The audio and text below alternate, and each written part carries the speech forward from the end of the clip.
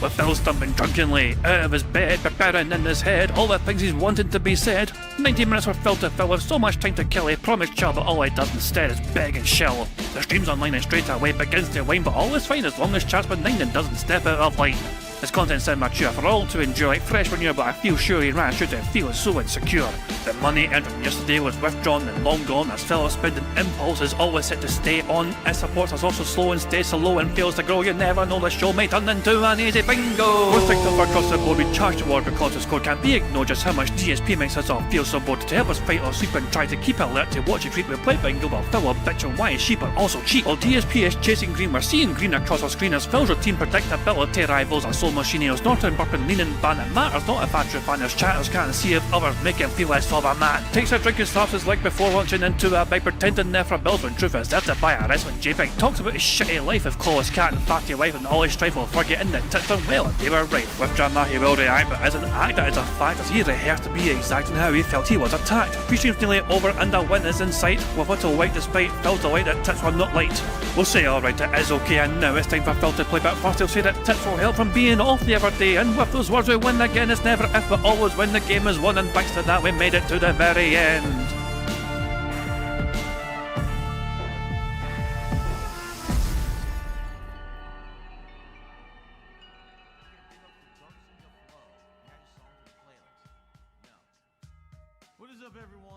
Hey guys, King Jet here, and welcome back to DSP Bingo for what is today, Sunday, the 8th of February 2026, otherwise known as Super Bowl Sunday. I don't really care. I'm not a massive Super Bowl person. If you are a huge Super Bowl fan, I certainly hope you enjoy the whole day and everything that comes. I know some people, in particular in America, some people do treat Super Bowl seriously. It's like a whole special day-long event, you know what I mean? You have like friends or family around to watch the big game, and you know, a big massive cookout as well, or whatever, you know what I mean? Whatever, you know what I mean? If you are one to fully enjoy the day and embrace the day, then by all means, I do hope you certainly enjoy what your day brings, you know what I mean? But I've had a very good weekend myself. Hope you're all doing well. Hope you've had a fun weekend too. And yeah, I mean, I certainly hope you're all doing well. But before we continue anything else here, a little quick message here. Whoever the hell this is, Jessica Messica YouTube. This person was in Phil's chat quite earlier today about some random unrelated topic. And they're a member of Phil's stream. They have 17. They make YouTube content. They have 17,000 subscribers. So Jessica Messica apparently is a fangirl of DSP. Are they the next cat? You know, first it was Liana, and then Cat, and there's now Jessica Messica, the next in line to the throne of being the Queen of Hate. Who fucking knows? Apparently, so that channel belongs to Club Psycho X Troll channel. What the fuck? I don't know. I have no idea. No, it beats the fuck out of me. All I know is that Jessica Messica was in Phil's stream at 8:10 this morning, leaving a message from the stream for some fucking reason. Jessica Messica was a troll for King Cobra. Oh, for God's sake. Christ almighty. Well, yeah, I saw. I fucking know anyway, so there we go. Anyway, guys, I certainly hope you've had a fun weekend on jazz. Before we get into DSP stuff, there's a lot of DSP stuff to get into. Before we distract ourselves with all that jazz, we update for you guys. I thought I'd give you guys a wee quick wee pop update of sorts, you know what I mean? Because, like, you know, Gibble to a fair as well in the chat this morning was asking how he's doing. We took Jackson to the vet again for a wee regular checkup. They're still trying to determine precisely what he needs, if that makes sense, like his levels of things. Like, so at first he was every month he's getting these injections as well for like steroids, you know what I mean? But I don't know how much to give him of that. Is it too much or too little? So he keeps getting these blood tests, you know, to kind of see how much he gets of that. And every day as well, he's to get these kind of pills, which is to do with his cortisol levels, I believe, you know. And at first he was on one pill, and then it kind of changed like half a pill, you know. And they're trying to determine the right measures for that as well. So we took him back to the vet on Saturday once again, and he had another blood test as well. And they're going to talk. I mean, the vet himself said they're going to talk to like the suppliers essentially of the medicine to get their input as well, and see what's up, whatever. I mean, because they're still trying to determine precisely how much of a dosage he should get to treat this long term, you know what I mean? So there you go. Because right now he might be getting a bit too much with his steroids. I mean, in terms of how much is getting injected into him, it might be slightly too much. Because I don't know, apparently the steroids make you thirsty. You know what I mean? So he has been drinking quite a bit, however, and yeah, and then he'll drink so much, and all of a sudden he'll just fucking start pissing. Like, and like, without warning, he'll just fucking start pissing. He's like, oh shit, I need to fucking piss, and it's fucking 20-minute long piss. It's like a fucking camel, you know what I mean? Because it makes him fucking thirsty, you know? So aye, but he's doing good though, wee Jackson, you know what I mean? So yeah, he's doing good. So as I said, we're trying to keep on top of things and all that jazz. But exactly, I mean, it is reassuring. They're being very delicate and being very careful. I mean, it's deep though. So as it's like, we were hoping that 1 or 2 blood tests would like clarify the right levels. But you know, so I had the third one there. It's like Jesus, man. I was in that vet for 20 minutes. That vet made like fucking like £350 in 20 minutes. Like it's like the blood test, you know, for us like 70 quid, you know what I mean? But the people in front of us as well, you know, were in before us. It's like 150 for them, and 150 for the previous one right before them. I was like, Jesus Christ, man, it's like so much money. I would have a field day in here fucking being a vet. You know, his eyes are fucking lighting up. Well, it's like, you know, yeah, mental. But it's worth it, of course. You know, it's absolutely worth it. You know, for our you know, pets and all that jazz. You know, so there you go. But I just thought I'd give you guys a quick update. You know, Jackson's doing well. Got a blood test there, as I said, on Saturday, and he's going back to the vet later on in a few weeks' time. I think it's the 25th. I think it's the 25th of February. He's going back to get his injection. And he might get more bloods taken as well. I imagine he could get more bloods taken as well, but he's definitely getting his injection as well as that kind of big injection he gets, that monthly injection he needs to get to treat his Addison's. So there we go. Also, there's no cure, obviously, for the Addison's disease, but that's the latest pop day anyway, when it comes to Jackson. So yeah, also once again, obviously, I do appreciate people kind of showing interest and still asking how he's doing. And yeah, I'm also happy to give pop dates when I can. So there we go. There's a lot. Okay, so moving on to DSP stuff. There's a whole lot. There's a whole lot of DSP stuff to go through. This is oh my god. Fuck me. Well, first of all, it went viral again for everything, nothing to do with his marathon or anything. But this clip here, it was a day old, and it's had 11,000 likes here. So game journalist, this is a shitpost Twitter account, which is not a detractor account. This is not a detractor account, okay? I mean, you could call it detracting on everyone in general, but it's not just DSP. They focus on everyone. This is not DSP stuff primarily. It's a shit posting account. You know, they shit post on everything, and sometimes that relates to DSP. So this is our latest DSP shit post.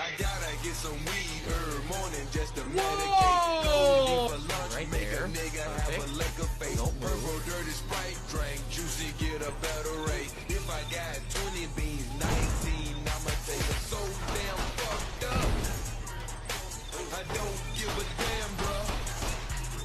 I'm about to die. People get to the point. Combat to win 5 extra points of love.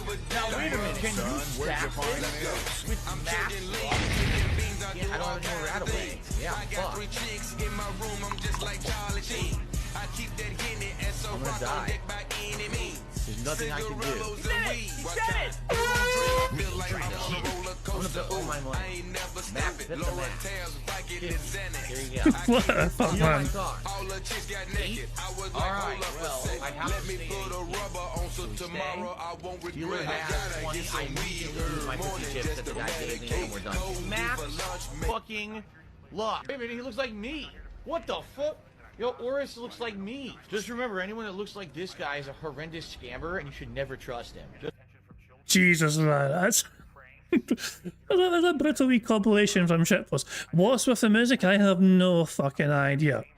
And yeah, that's the first comment in this fucking tweet. I can't hear anything due to the crap rap music. So yeah. Maybe that's it, so Phil can't copyright it. That's very possible. But there you go. So yeah, shitpost once again making fun of the bad man. 11k likes. You know, they went viral again. So Phil on point during his marathon. I'm going to take my break.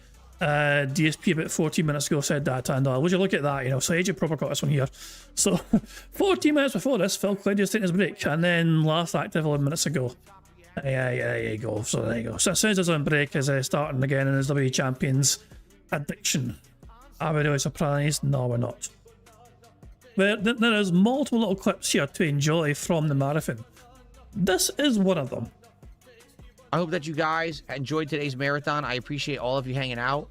I just want to say, not that I'm asking for it, but again, in this finale hour, I made a specific special $100 animation just for this marathon. This is ridiculous. This is absolutely... No, at no point in time did he claim that this fucking animation was for the purpose of the marathon. He said he made a $100 animation, which he started, talked about it, it started a month. You know what I mean? And at no point did he claim it was related to the marathon until this day. And spoiler alert, it didn't work. No, they gave him $100. And, you know, we didn't... to be honest, here... Phil, I mean, this is a beautiful thing. Phil has to manually play the animation anyway. Because it's a tip animation. He could just play it manually. And reward his audience. He got just over $500 for his marathon. Just over the $500 mark was given to him for the entire marathon. How about you play the fucking animation, Phil, as a thank you to your audience for being so supportive during your marathon? Here's the deal. My regular streams are doing well all the time now. It didn't used to be like that. It used to be my regular streams and it'd be hit or miss, and then the marathons would be the time to catch up with that. So I'd be like, oh, let's go, and we get a ton of subs and a ton of big contributions. It's not like that anymore because my regular streams are good all the time. So I appreciate the fact that people are supporting me so much that it's not about rallying during the marathon.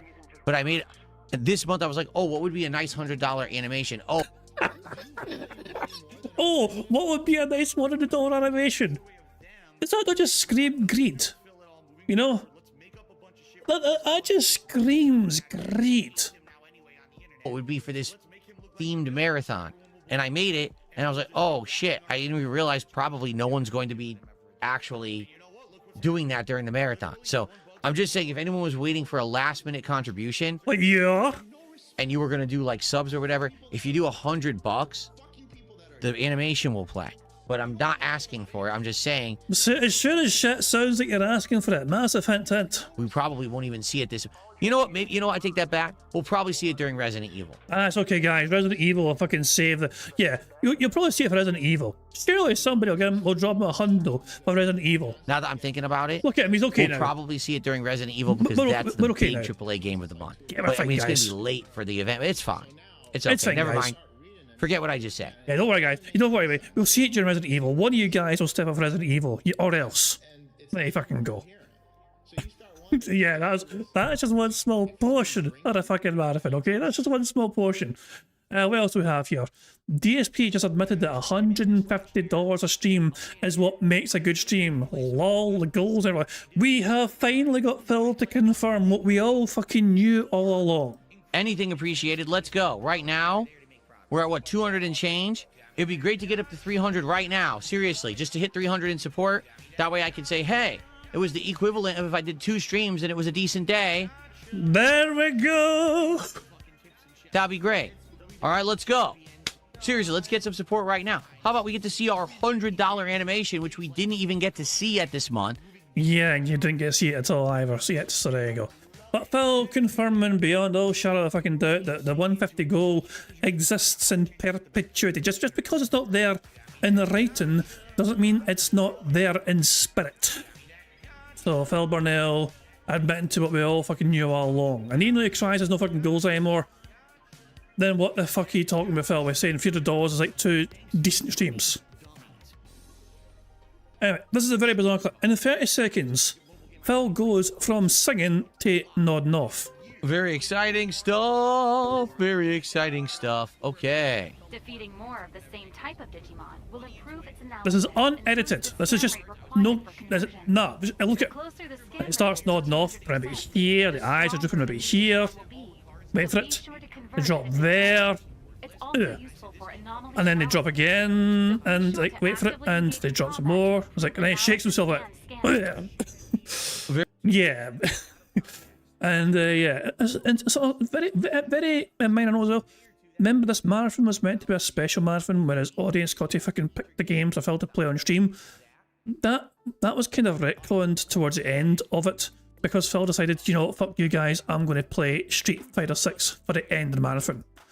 And we will see that as well. We will see that included in the Stop But Now compilation, which we have lined up. So, so yeah. Oh my god. Right, here's another clip here from Bland Polecats, and it's just titled, Phil, what the actual fuck, dude?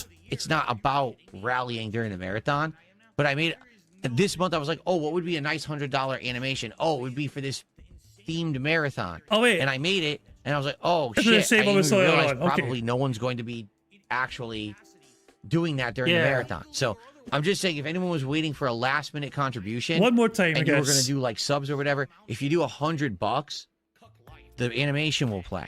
But I'm not asking for it. I'm just saying we probably won't even see it this. You know what? Maybe, you know what? I take that back. Yeah. We'll probably see it during Resident Evil. Now that I'm thinking, it's still so pathetic watching. Also, spoiler alert. Phil claimed that if they hit, so at one point in time, and you will see this as well during the highlights, I'm going to show you. Phil claimed that if it hit $300, he wouldn't ask for support for the rest of the marathon. Phil made a promise to his audience that if $300 was hit, then he would not mention support for the rest of the whole marathon. And of course, as you can see here, Phil at this point in time is on $416, and he is begging his audience, please guys, I'd love to see a $100 animation. thinking about it, we'll probably see it during Resident Evil because that's the big AAA game of the month. But I mean, it's going to be late for the event. It's fine. Hypocrisy. It's okay. Never mind. Forget what I At just its said. finest. Hypocrisy at its finest. Yeah, and he actually, fucking, there you go. DSP makes the deal for $300 and then lies about goals with subversions and humour. So, here we go. Here's the first one. So, FYI, here, how about this? I'll make you guys a deal. This is a fake deal, by the way. Okay? I'll make you guys a deal. If we get to $300 of support, I will not mention support another time during this stream. Seriously. And yeah, he wasn't being serious. If we hit $300 of support, I'm done. I won't mention it again tonight. I'll just be like, let's just play games or whatever. Maybe I'll mention, hey, you can support, but I won't say a word. How's that different? I won't mention support again if I get $300. Maybe I'll mention, hey, you can support it. How the fuck is that different? How in the fuck is that different from not asking for support? Because I like to just chill. I just want to chill and relax with you guys for the rest of the stream. I mean, you could, but you're fucking too busy begging profusely. So we're currently at 234. Like I said, if you guys get me to 300, I'm good.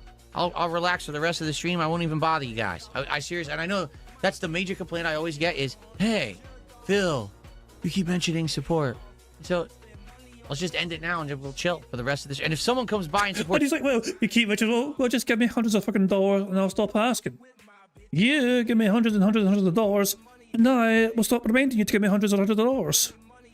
it's great, you know, but it's all good. This is the most laid back marathon I've ever done. I have no goal. I have no actual theme. Oh my god, so he says this now. Is it 300 would at least be the equivalent of 2 decent streams on a normal day?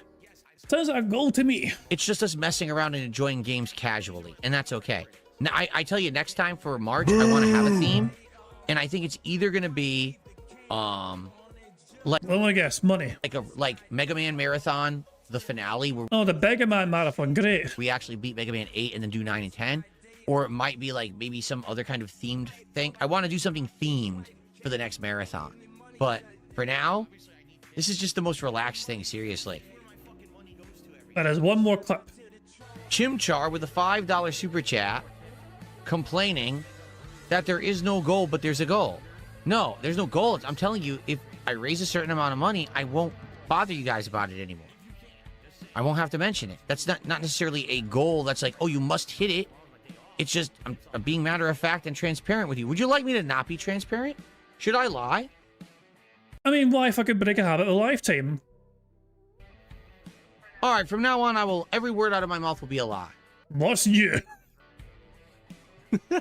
How about that?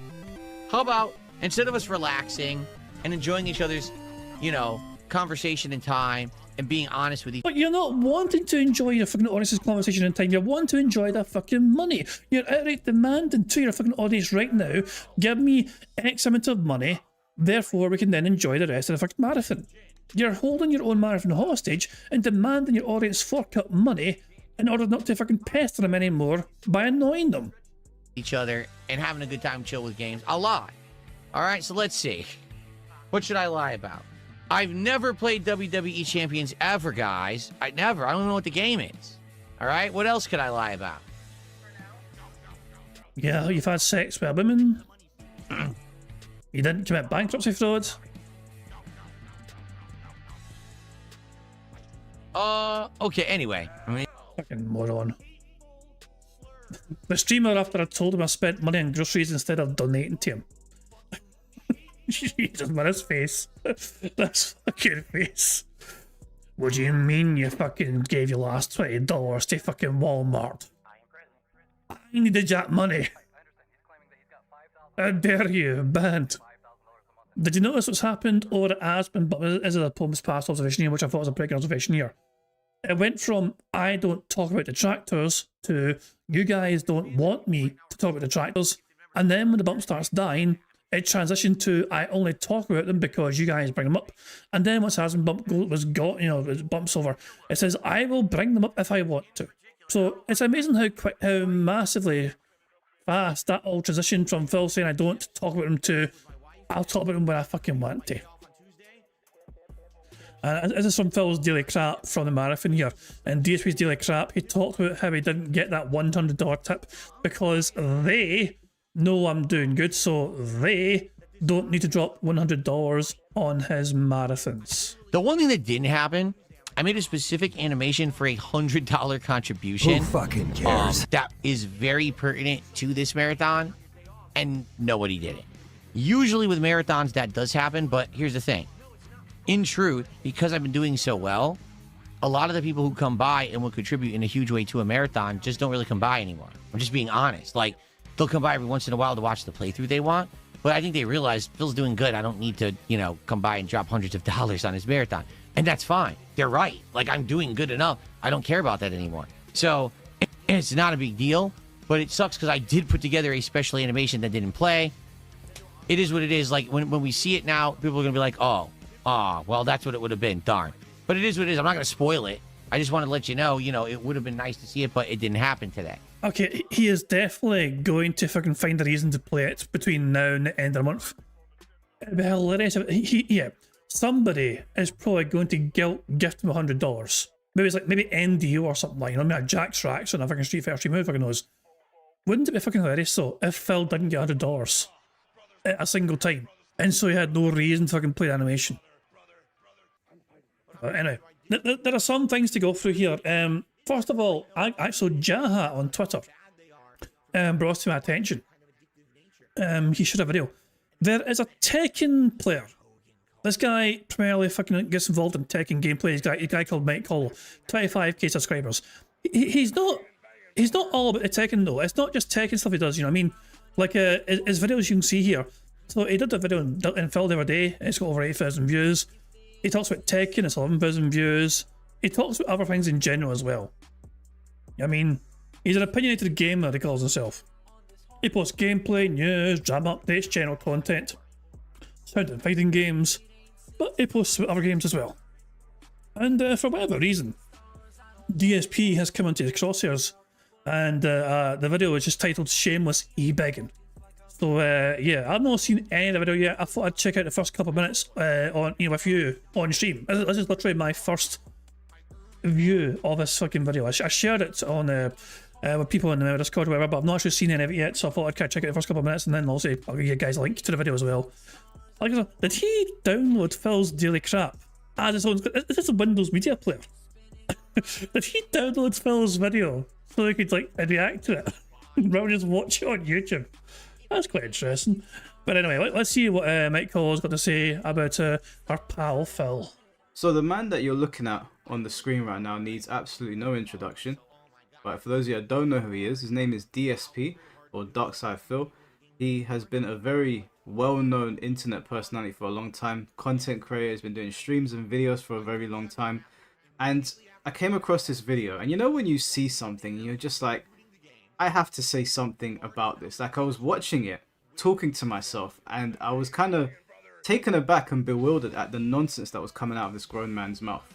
So I'm going to play this clip to you and react to it. There's also a few other clips that I want to get into and give you my thoughts. Now, the reason I'm doing this is because we have been critical of girls on Twitch basically fleecing their fan bases for money, manipulating them, making them feel guilty, doing this whole like woe is me shtick. And you sit there and you look at them and you say to yourself, you know, you have the privilege to have a roof over your head. Wait. Is Mike Colo essentially comparing Phil Burnell to those Twitch e-girls? Like, he's basically saying Phil's equivalent of that, except he's far less attractive. But at least is equally manipulative towards his audience. And a bunch of people that want to use their time on you. Simply, that's the biggest compliment you could get from people, is that you make a video or you live stream on the internet and people simply just want to sit there and talk to you and spend their time. The most precious thing we have in the world is our time. A fucking very good fucking point, yeah. I mean, the fact of the matter is, you know, I mean, if it's simply put, you should fucking be happy that anyone's willing to give you their precious time for your benefit, you know what I mean? If they're willing to consume what you're doing, you know what I mean? That is something that really does not get appreciated enough, you know what I mean? And they spend it on you. You get these girls, these e-girls on Twitch, basically manipulating people for their money, and we call them out. And it's not every day we really call out guys, because you just don't see it as much. At least I don't come across it. But when I do come across it, I think it's only fair to treat it with the same level of scrutiny as you would with the women, if not more. I find this more, for some reason, in my heart, I find this more repulsive to watch a grown man doing this. Now, what I will say is that if you want to give your money to someone like DSP, that's your money. You worked for it. If you're listening to the things that he's saying about people that come to his stream and don't donate, and you still think I want to give him money, that's fine. That's up to you. I'm not going to shit on somebody for how you want to use your money. But I mean, to be fair, that's what I'm saying. Phil's and I'm on easily parted. We have spent fucking countless hours warning Phil's audience what he does with that fucking money. So if they still choose to give him money, let Phil's and their money be easily parted. We're still going to fucking make fun of them though for doing that. as somebody watching him, I was like, no, I have to speak about this. So I'm going to play the video, react to it as it goes along. It's about a 10-minute clip, and I'll pause it and give you my thoughts. And obviously, let me know what you guys think in the comment section below. Essentially, I So I want to hear the first take, and then I'll leave it there. You know. had the best session of Call of Duty Black Ops 7 I've ever had.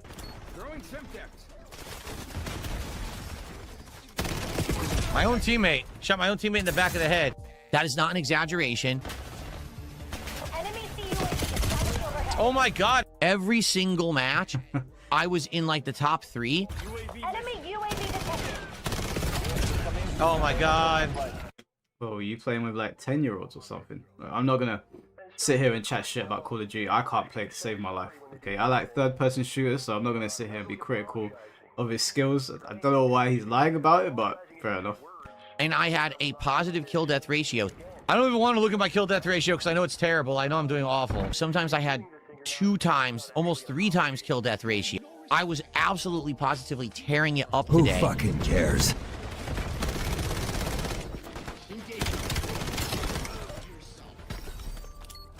That's not what I wanted to do. Particularly with the LMG. What an idiot. Yo, he walked right by me. It sucks my mouse hit the side here. No, you're a bastard like that. Listen, I'm not good at these first-person shooters. I could have made that shot. That was abysmal. Gotta move. My mouse hit the side and I couldn't aim. But even when I was swapping to my alternate, my handgun to do that daily challenge, when I was trying to do things, just basically everything was kicking ass. Seriously. Oh my god. I can't see. Oh my god, that guy's just spraying and it wouldn't show his name, so I couldn't aim for him. I was just going crazy. And the thing is, people that were there were cheering for me and were like, yeah, good job. And the attendance was good. But during the entire time I played Call of Duty, that was 3 hours of Black Ops 7 today. Yeah, balls. It's Jade. No. Squeaky wheels. Jade tipped £1. Squeak, squeak, squeak, squeak. That shit poster isn't the only professional rapper in town. Excuse me? Let me spit verse. I defecate so much that my duty has so much real estate. But though it's uninvited, my uncle doesn't hesitate. Bars. But bars? You be fucking there. Bars? Jesus! That's not bars. That's get your fucking uncle behind fucking bars, you creepy bastard. Oh, for God's sake, Jade. Why? Every fucking time it's always your uncle. Every fucking time. Oh, poor fucking Jade. Jade has 3 roles. There's 3 roles that Jade must fulfill in terms of all that care about it. Jade must show up, say hi to Phil and be said hi to back, and then fuck off again. Those are the 3 important things that Jade must abide by every single time with the bingo. Anything else that happens to Jade, I don't give a fucking shit about. As long as he shows up, gets his hi from Phil, then he just fucks off again. You know, I mean, that's all I fucking care about when it comes to Jade. That time bingo. Anyway, we're getting to the point now in the video here. Thank you for that, by the way. But we're getting to the point now where he's finally going to react to Phil begging here and talking about the support here. I want to get his input. I want to get Mike Call's input here on Phil's language that he's using about the support he received on the stream. I only got like $20 of support. That's not an exaggeration. It was like 3 hours of gameplay, $20 of support. No one supports Call of Duty. I, as a grown man, even in my younger years, there's no way I could open up a camera and say, look you in the eyes and say that. How you do not feel shame. You understand. Again, let me reiterate. You have a roof over your head. You look like you've got a pretty cool setup, which looks like it costs a fair amount of money. That mic don't look cheap, which has probably been paid for by the people that watch you. You have the privilege to live in a place that's not war-torn. You haven't, you know, been shipped off to an island or some crazy shit. You have the privilege to sit there and play video games, and you're complaining because the people watching you only gave you $20. Am I being unfair here? No, you're just not aware of what Phil's begging is like. I guess we're just fucking numb taping it. But yeah, this is what it's like when somebody who's not really truly used to Phil. It's like, as somebody experiences Phil for the first time, they're like, is this guy for real? You know. So there we go. That's the initial take, anyway, initial impression from this. There you go. I'm going to stop it there. This is a 33-minute long video. That's the first 5 minutes, you know. So yeah, if you guys want to check out the rest of this, link is in the chat right now. If you want to watch the rest of it, whatever. And also, if you like the video and like what Mike Hall's got to say about it, by all means, share your opinion, share your feedback in the comments as well. I'm sure I'd appreciate it as well. Also, some people as well have been in the comment section talking to him and informing him. Some familiar names in there, as you can imagine. So there you go. So good stuff indeed. Anyway, so that's not the only video. JG Anno, our resident Twitter breakdown of numbers guy, has decided to make a video on Phil. DSP's February 2026 marathon, the money solicitation following stalled support. So yeah, I've not seen this video yet myself either, but I'm looking forward to what JG Anno has got to cook on in a video format here. I assume it's just mainly like subtitles and like graphics and titles and like just explaining some of the numbers well. So here we go. And yes, we're watching this at 1.5 speed because why not? So FYI, here, how about this? I'll make you guys a deal, okay? I'll make you guys a deal. If we get to $300 of support, I will not mention support another time during this stream. Seriously. If we get $300 of support, I'm done. I won't mention it again tonight. I'll just be like, let's just play games or whatever. Maybe I'll mention, hey, you can support, but I won't say a word. Because I like to just chill. I just want to chill and relax with you guys for the rest of the stream. So we're currently at 234. Like I said, if you guys get me to 300, I'm good. I'll relax for the rest of the stream. I won't even bother you guys. I seriously, and I know that's the major complaint I always get is, hey, Phil, you keep mentioning support. So let's just end it now and then we'll chill for the rest of this. And if someone comes by and supports, great. You know? At this point of time, at this point in the fucking marathon, it was about 6:30 at night for him. So he's like about 3 hours away in theory from like ending it roughly. No, but it's all good. This is the most laid-back marathon I've ever done. I have no goal. I have no actual theme. It's just us messing around and enjoying games casually, and that's okay. Now, I tell you, next time for March, I want to have a theme. Now, Cuckoo for Cocoa Puffs just did a $20 super chat. Thank you, Cuckoo for Cocoa Puffs. Thank you so much. I appreciate you guys. Thank you so for the big rain of support right now between games. I appreciate you. All right. Thank you. So I'm just going to say that we do have a new $100 animation. I designed it specifically for today. No one's, taking the bait. No one's taking advantage of it. If it happens after today, it's still going to be a cool animation, but it would make more sense for today. That's all I'm going to say. If anyone out there is watching and you're a fan, you're like, oh, I'm waiting to do a big contribution, there's a $100 animation that I was hoping would come through today. If it doesn't, I don't care. But I just want to throw it out there, okay? At this point in time, he now has over $300. Remember, So at this point in time, he's meant to fucking stop asking for money. Remember that. If you guys are enjoying the marathon, please, by all means, engage with the stream, give it a like, excuse me. And obviously, there's many ways you can support the stream, like super chats or memberships on YouTube, Kick, Breaking his promise. or subs on Kick, or tips. And thank you to everyone who has supported so far. Thank you so much. Or like I said, if you guys get me to 300, I'm good. I'll relax for the rest of the stream. I won't even bother you guys. Very good.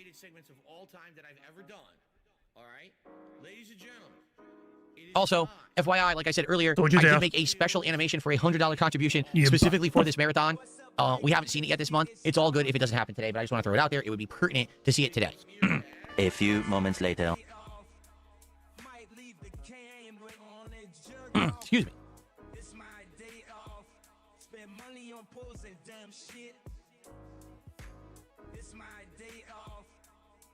No, I didn't lie. I said that I would not be sitting here bothering you guys for contributions. I'm mentioning the ways that you can contribute if you would like. That's a difference. How the fuck is it different?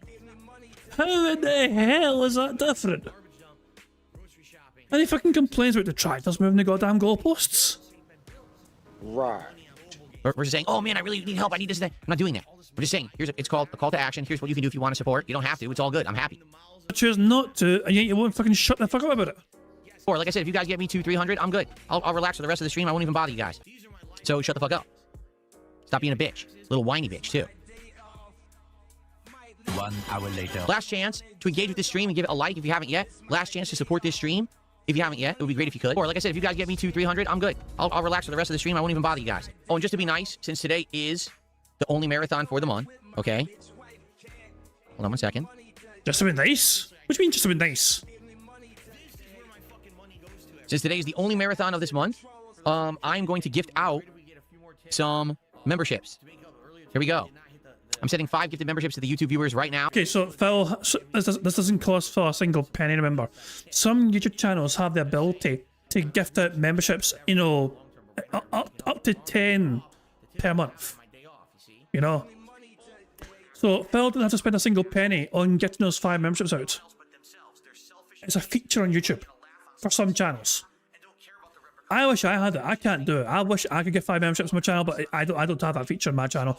I think it's because my account's a legacy account, but that in turn means I can never receive gifted memberships either. If I'm on That Being Said, a Broside Phil stream, whenever there's a member bomb, even on Raw Phil, I cannot get a gifted membership. You know.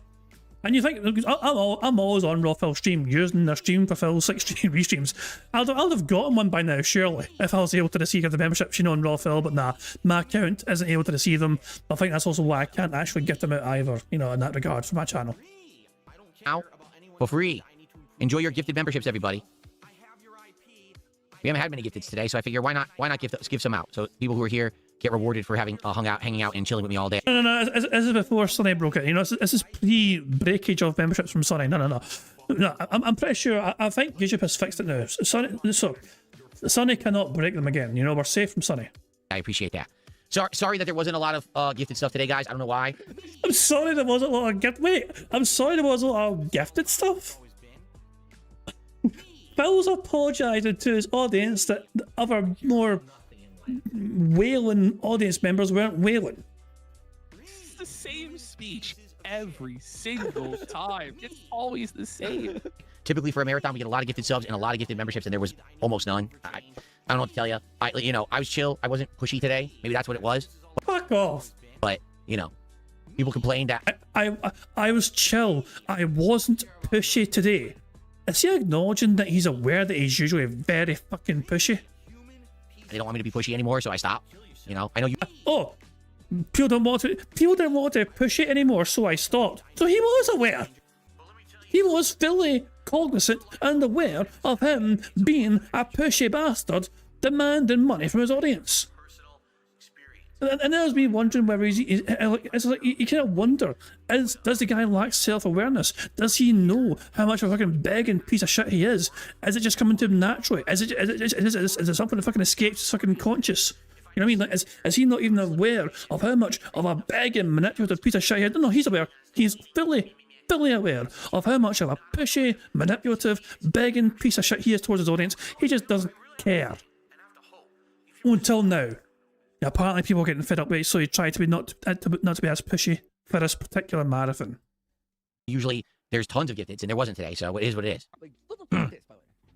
He's just sitting there stalling, just waiting for money. Yeah, any time now, Phil. He really is expecting the money to come in. At one point in time, so Kino were actually watching him live at one point and enjoying. Like they joined him during a big. They were re-streaming Phil during one of his many bigments. Stomping his again, pouting. Yes, that's true. All right, it's incredibly close, but Street Fighter won, except that there's a ton of troll votes, so... I mean, it's between Street Fighter 6 and Terraria. I'd be okay with either. It's close, but I don't know what's legit because there's tons of fake votes. Like, we have 283 viewers on YouTube, 337 votes. Are you like, where'd you come from, stupid? Hey, hi, 60 morons who just jumped into the stream to vote and leave. What is wrong with you? So I don't know. What do you think? What should we do? Another mission awaits. I just want to say, not that I'm asking for it, but again, in this finale hour, I made a specific special $100 animation just for this marathon. Who fucking and cares? you know, we didn't. To be honest, here's the deal. My regular streams are doing well all the time now. It didn't used to be like that. It used to be my regular streams and I'd be hit or miss, and then the marathons would be the time to catch up with that. So I'd be like, oh, let's go, and we get a ton of subs and a ton of big contributions. It's not like that anymore because my regular streams are good all the time. So I appreciate the fact that people are supporting me so much that it's not about rallying during the marathon. But I made this month I was like, oh, what would be a nice $100 animation? Oh, it would be for this themed marathon. And I made it, and I was like, oh shit, I didn't even realize probably no one's going to be actually doing that during the marathon. So I'm just saying, if anyone was waiting for a last minute contribution and you were going to do like subs or whatever, if you do $100, the animation will play. But I'm not asking for it. I'm just saying we probably won't even see it this. You know what? I take that back. We'll probably see it during Resident Evil. Now that I'm thinking about it, we'll probably see it during Resident Evil because that's. I like how this is the third time. This is the third time we've seen Phil say this, and it doesn't get any better. It doesn't get any better the more if I can watch it. It's just disgustingly. It's like so manipulative, so desperate, so big. And it's like, I did this for you guys, and you guys are like, yeah, I'm a fucking who. It never gets any better. Like, it's still just as bad each time if I can see him say it. It's the big AAA game of the month. But I mean, it's going to be late for the event. It's fine. It's okay. Never mind. Forget what I just said. Or, like I said, if you guys get me to 300, I'm good. I'll relax for the rest of the stream. I won't even bother you guys. Remember, we're going to watch a Stomping compilation of the marathon, which includes quite a bit of coverage about the Street Fighter thing. Phil played Street Fighter 6 for 1 hour. He lost 13 times. Everyone wants me to drink more. If you want me to drink more, perhaps we should see that $100 animation for the night. Just all of a sudden, the drinks are behind the goal once more. Remember, he wasn't tying the fucking drinks to a fucking monetized goal. It's amazing how quickly that fucking changed, didn't it? saying. I'm just saying. It'll be nice to see it. Holy shit. Have you ever seen a counter hit slam do that much damage? That's insane. Distant Dad, thank you for 20 bucks. He says, I'm enjoying your marathon and I'm looking forward to Hollow Knight coming up. Yes, Hollow Knight is the daytime stream on Sunday. Thank you, Distant Dad, for 20 bucks. I appreciate that, man. Thank you so much. That's a top tip of the day. Damn. It really is. Damn. That better than fucking damn. That's a top tip of the day. Damn. This late into the marathon, we're almost over. $20 is the top tip of the day. Damn. Well, but thanks. Oh, you're so generous, your support. I really appreciate it. You know, no, just damn. The rest of my audience are so fucking stingy with their fucking contributions, clearly. All right, guys, last chance to contribute to the marathon. I'm out of here after another 1 to 2 matches. I hope that you guys have enjoyed. Thank you to those who have contributed. If you want to see me have a final drink, now would be the time to contribute. Let's go. So suddenly drinking is tied to contributions once more. So much as just drinking because you want to drink because the marathon chill stream. Last chance to say, hey, great marathon. Thank you, Phil. I had a great day. I hope that you did too. Everyone who was here all day long, thank you for chilling. Thank you for the views and for the engagement. I hope that you enjoyed. The themed marathons always do better, meaning you'll get more people who will show up for a themed marathon because they know what you're going to do. Today, no one knew what was going on, but I still enjoyed it. Like I had a... Phil, it was a fan-voted indies like marathon event. It was quite clear what was happening. Great time just randomized stuff, you know? So I hope that you will come back and chill with me on Sunday. So, there you go. So, here's the breakdown here from JJ Anno. I mean, the final stats, Phil with $84 in tips, Super Chats for $236, YouTube members with 24 at $4, not $3. Kick subs are 15 and kick bits are 10. Of course, there's more. There's more to it.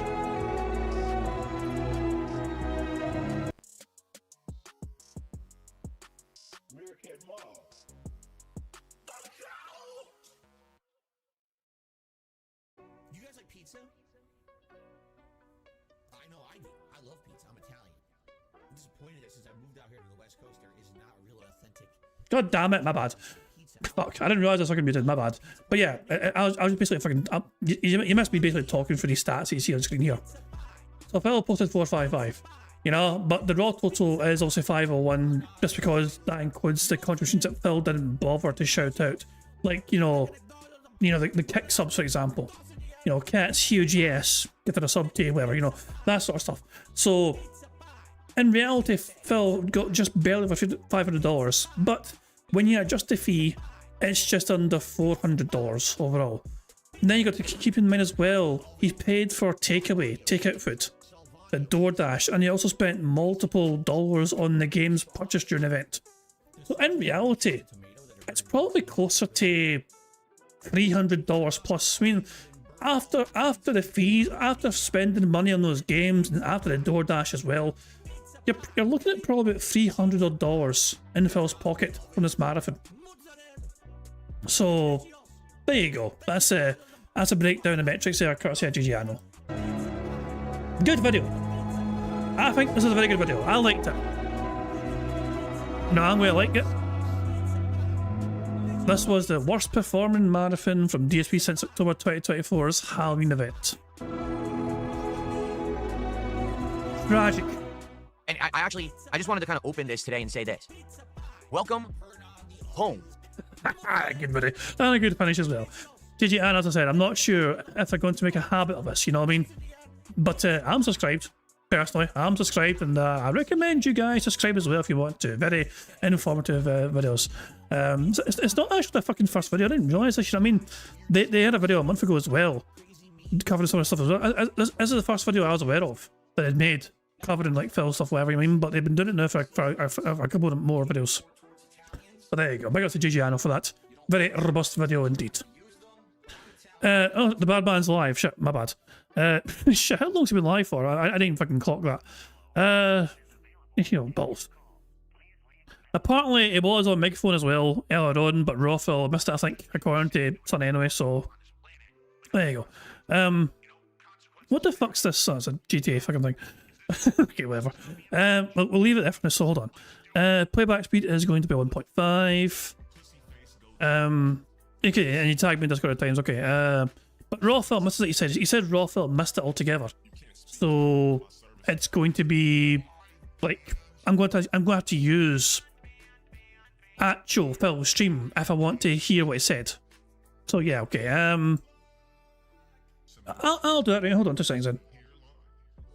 I'll take care of that right now then, 2 seconds. So I need to go to Raw's actual stream.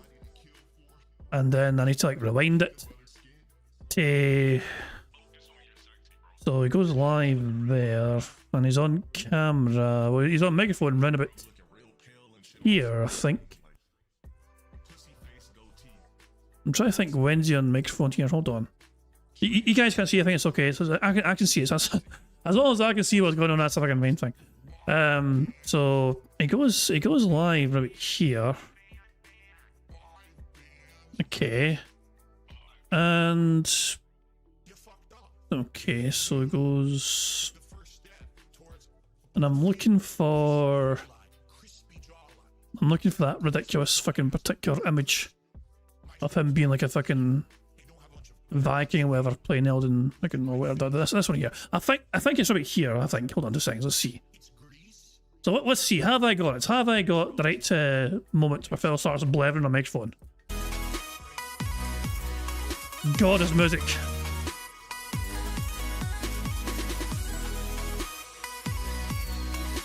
Maybe it was not the right moment after all. Did I go too far forward or too far back? Should I go back more? Maybe I should go back more, I don't know. I'll try here. Is he blathering here? This is the thumbnail. This is the frame that was used. Good morning, everyone. Okay, it is here. It's okay. There we go. Hey, Warren, welcome home, buddy. Welcome home. It's kind of funny because we just saw a video where Phil said welcome home, so there you go. Anyway, so we caught Phil on microphone at the start, so we have that as well for the bingo starting. So there we go. So we'll use that for the start, and then we'll use Raw Phil for the main. And before that, though, before all that happens, okay, we have a Snort Burnell compilation to enjoy. covering Friday's antics, okay? This is about half an hour long, but we're going to watch it at 1.5 speed. And because it's not Brunel, it starts off with a goddamn flashbang. You know, there's many ways that you can support my content, including becoming a member, or maybe a super chat, or gifting some memberships if you're watching on the YouTube side, sending some kicks my way, or becoming a sub, or gifting some subscriptions on the kick side. Or if you don't like either side, you can actually go to my PayPal. The link is should be in the chat or in the description of the video, and you can send a tip. All right, all those are greatly appreciated. I will give you a shout out if you do contribute in some way. Give me your money. If you like these indies and you want more of this style of content, then please support these indie nights when I'm doing these games. Okay, man, my bills are coming due, and I really need to have money for groceries this week. So if you could please contribute to my stream. Please send me a tip, by the way, because I need the money right away. So please do that right now and help me out. Recognize it. You'll have to forgive me. What's up, King Michael? How are you tonight? Welcome. So this is his first stop you, game he's sucker. playing. Isn't it the supermarket Need to horror dump the game? box. Trash container. It's out back. Okay. Is this driver restocking the grocery shelf? Cereal box? The door auto slammed. I don't know why. It's pretty loud when it did. Please like the stream, give it engagement. If you like indies, please make sure that people know that we're playing them. All right, now, please support the stream. I have really enjoyed doing indie games so far this year. I want to keep these in the rotation.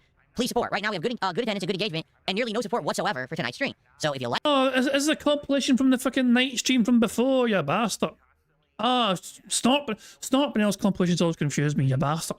So, it starts off from the night stream from before, and then it goes into the fucking day stream, you bastard. Like indies, please support the stream tonight, and I'll keep playing more of them, okay? Cool. Let's get some, some kickside stuff with super chats, or excuse me, with, At least this proves that I don't pre-watch things beforehand, you know what I mean? I'm jelly watching for the first time on Bingo, just so I'm not, like, spoiled, you know? kicks and subs. Let's get some YouTube side stuff with super chats and memberships, and let's get some tips, all right? How about our first tip of the night? But the best way right now to help me would be by tipping me, and I really need the help right now because I have nothing, zero, no money in the bank account. Who fucking cares? What now? That's a problem. Ah, God, it's Cat.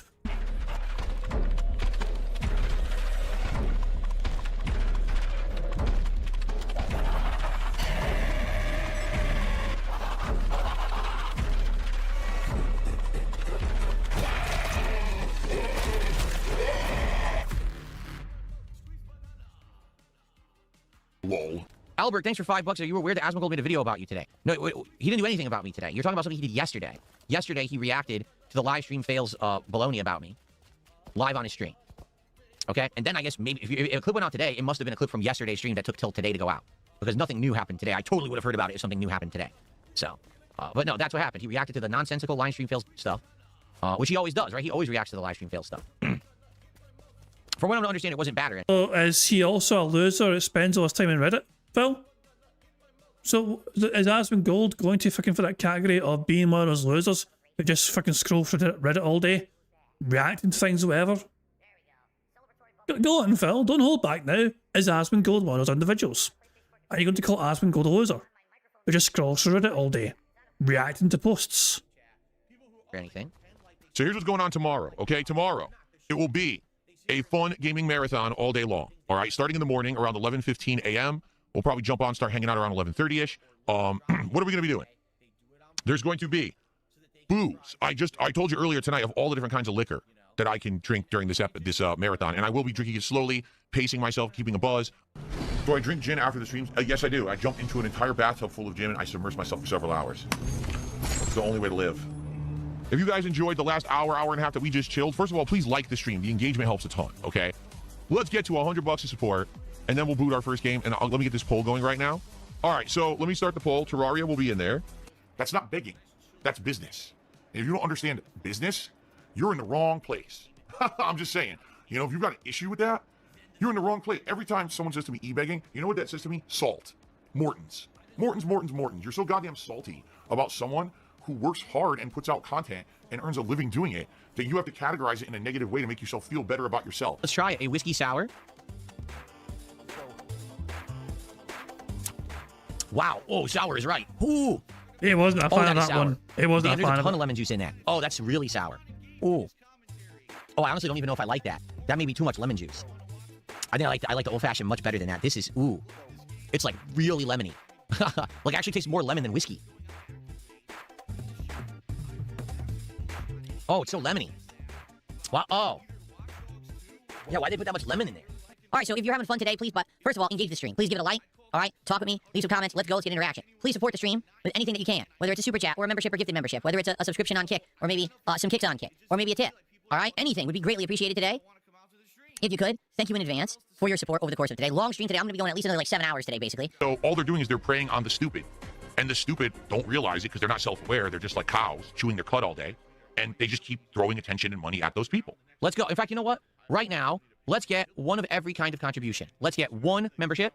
Let's get one. Yeah, I forgot he did this fucking bit as well. He was asking and begging for so he wanted everyone immediately to just fucking work together to immediately give him one of every single kind of contribution. One Patreon, one Kick, one Bits, one Sub, one membership, one gifted membership, one Argentinian membership, one Brazilian membership, one Korean membership, whatever, you know what I mean, and also one tip and one, no, everything, you know what I mean, everything all at once, you know.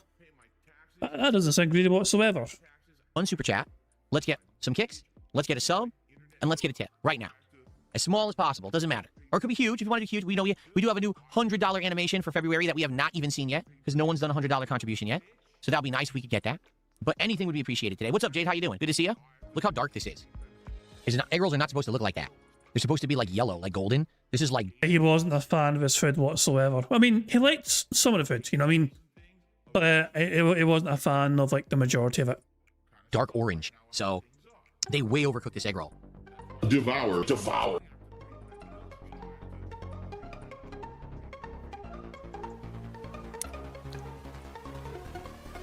He got some sort of chicken platter thing, right? You know what I mean? And he wasn't a fan of egg rolls, as you can tell. And there was another chicken thing as well that he wasn't a fan of. But I think there was like chicken bites or like in soy sauce. He said he liked them.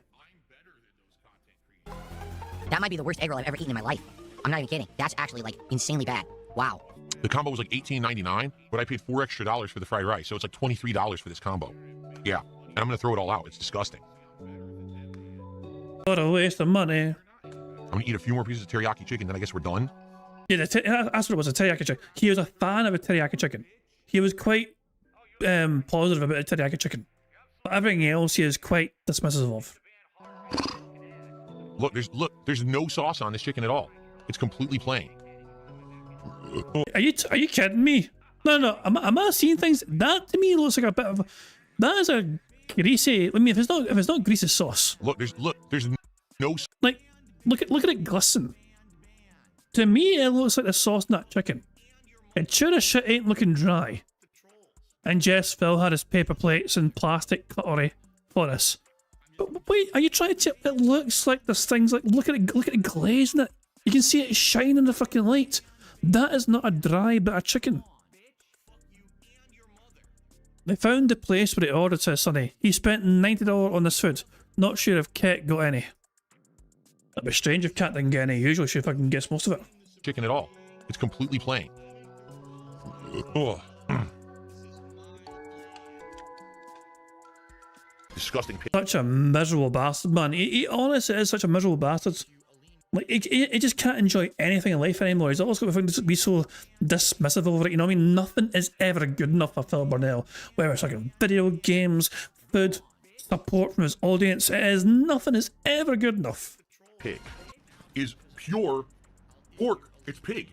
It's pork in its purest form. Anything appreciated. Let's go. Right now, we're at fucking flashbangs. What, 200 and change? It'd be great to get up to 300 right now. Seriously, just to hit 300 in support. That way I can say, hey, it was the equivalent of if I did 2 streams and it was a decent day. That'd be great. All right, let's... And of course, Ego once more as admission of Phil Burnell admitting that 150 per stream is the target. AKA the goal. But there's no goals. Let's go. Seriously, let's get some support right now. How about we get to see our $100 animation, which we didn't even get to see yet this month, and is incredibly pertinent to today's event, which is why I set it up with that animation, but it looks like we're never going to see it.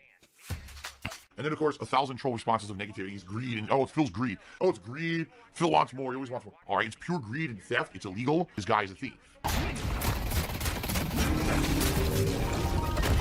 Oh, I got knocked away. I got stunned.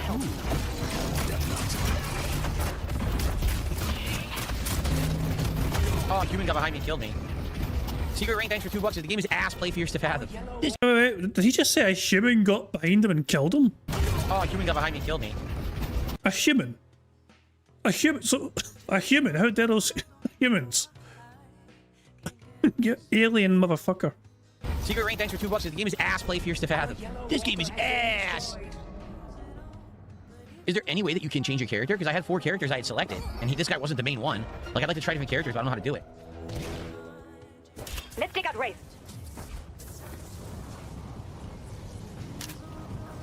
Little try to run. I don't know what that even does. They delivered the urn. Oh my god, they delivered the urn. Say it ain't so. You take out William. Oh yeah, this game you had people able to fucking leave messages in the chat. Yeah, let's at least hit $300, which is equivalent to 2 streams. You know, 2 150s. Oh yeah, so he got trolled on playing this game, and some of the trolling was just exquisite.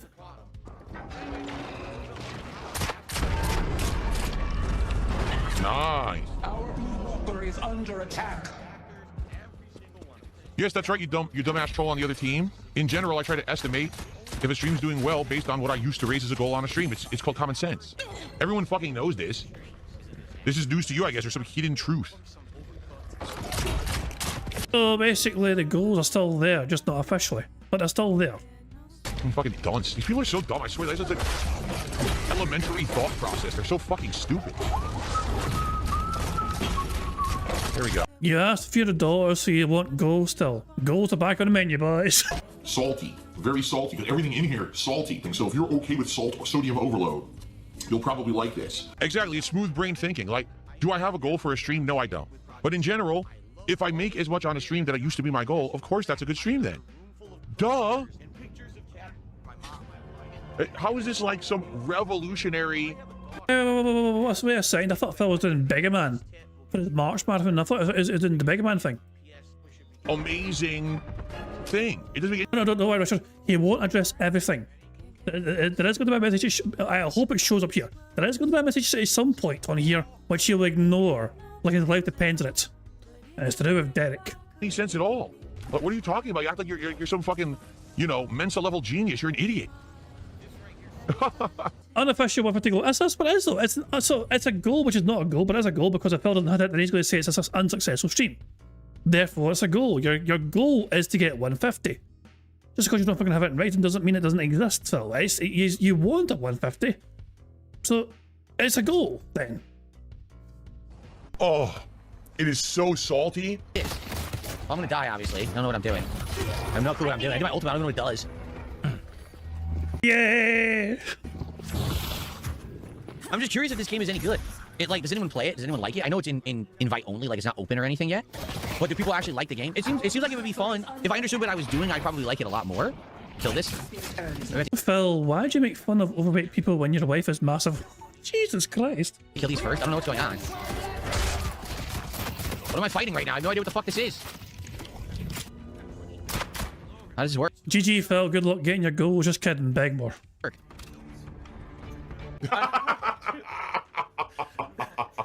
That was good. I'll make you guys. Oh, I didn't include it. They didn't include it. There's one message that said release the Derek files. I included the screenshot of the text bubble in the thumbnail. But at one point, the person was going off on Phil, talking about how he fucking protects pedophiles, release the Derek files. A deal, okay? I'll make you guys a deal. If we not this again, this fucking fake deal, it wasn't really a fucking deal because Phil just ignored it. Get to $300 of support, I will not mention support another time during this stream. Seriously. If we get $300 of support, I'm done. I won't mention it again tonight.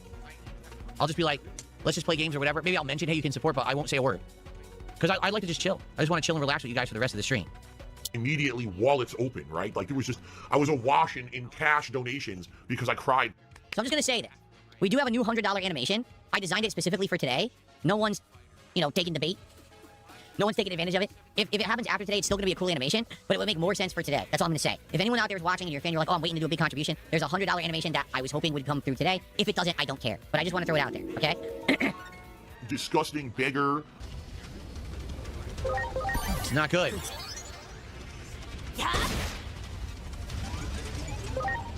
Unable to escape! No! Unable to escape! No! No! No, don't do it. No, don't do that. No, don't do this. No!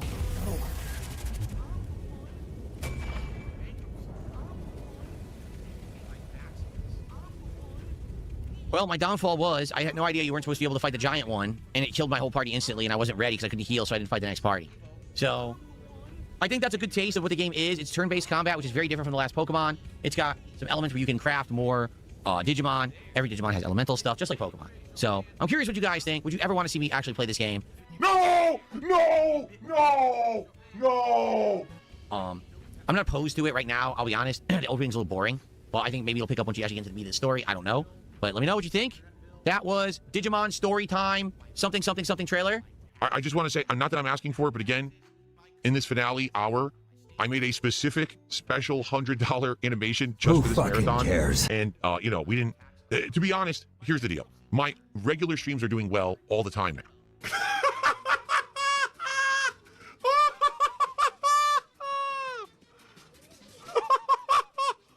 It didn't used to be like that. It used to be my regular streams and I'd be hit or miss, and then the marathons would be the time to catch up with that. So I'd be like, oh, let's go, and we get a ton of subs and a ton of big contributions. It's not like that anymore because my regular streams are good all the time. So I appreciate the fact that people are supporting me so much that it's not about rallying during the marathon. But I made this month, I was like, oh, what would be a nice $100 animation? Oh,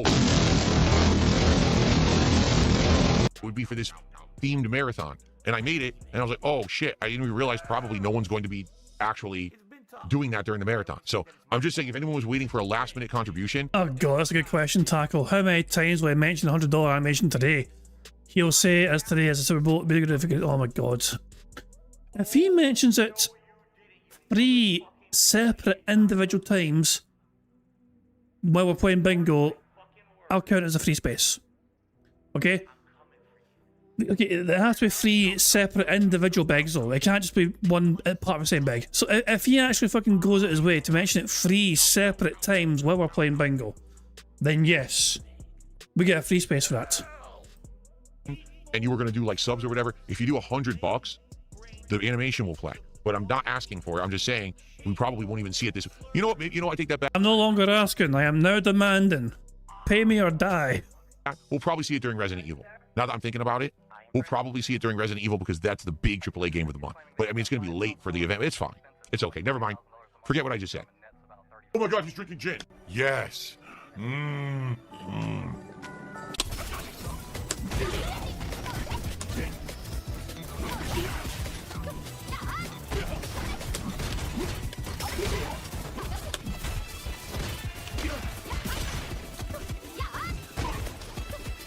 Here comes the Street Fighter assault. I have no reversal. I have no reversal. I can't do anything. It's so bad. She's burned out, and Zangief has no reversal, so she can just keep mashing in the corner. I can't do shit. Perfect KO. And I think this is a little casual mode. He went back to casual mode with characters he's used to playing as. So he's done with fucking Sagat, you know. Sagat is just fucking done him in, you know what I mean? He can do no better with Sagat, effectively. So he's gone back to Zangief, you know, but he went to casual mode because he doesn't want to risk anything in ranked mode, whatever that fucking means.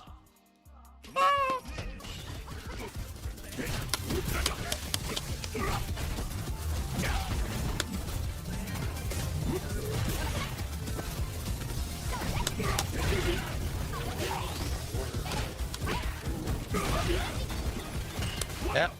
It's just lame. She could just be neutral and jump and press easy buttons and do anti-air. I can't do anything about it. She's so top tier. Like, can't break it. Can't break it. Tried.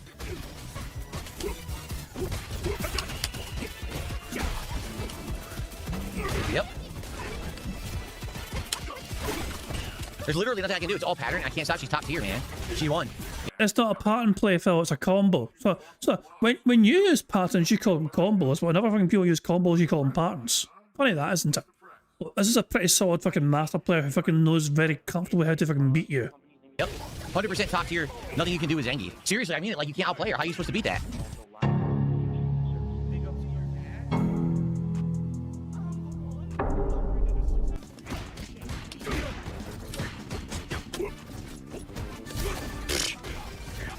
That's not what I did. I did down back medium.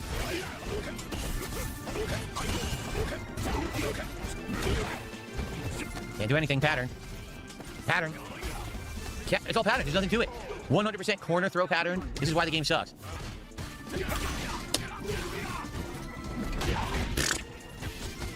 That was super.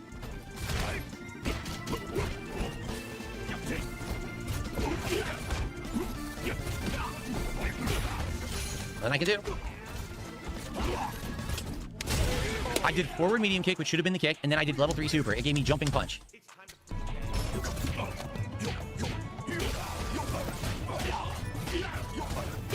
It's funny that he's fighting a Dalsum because this is actually who he wants to fucking play as well. So he likes Dalsum. And he actually has got Dalsum's Master as well. This is one of the characters he's hoping to go back to in the near future, you know what I mean? So yeah, so I'd be fine to see Dalsum kick his arse so he can fucking try and take notes and to effectively use Dalsum and not fucking butcher him.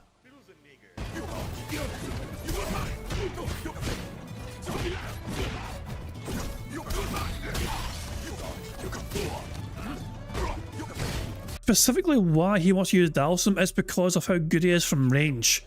And here's an example of somebody who's very good at using Dalsum, keeping the range. Zangief needs to get close to you to fucking hit you and hurt you. And Phil is doing terribly at trying to fucking close that distance.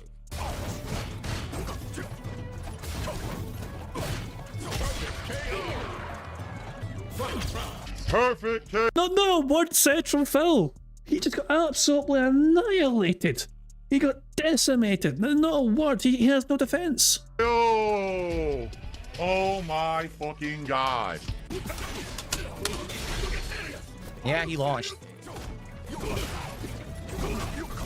You launched him, Phil. You wasted your super because you didn't fucking use your right combo or pattern. You fucked up. The best part is this is not a master Dalsum. This is a new challenger. You know what I mean? This guy got a perfect on Phil. Phil is a master with Zangief. This guy hasn't got any ranking whatsoever with Dalsum, and this guy was able to get a fucking perfect on him.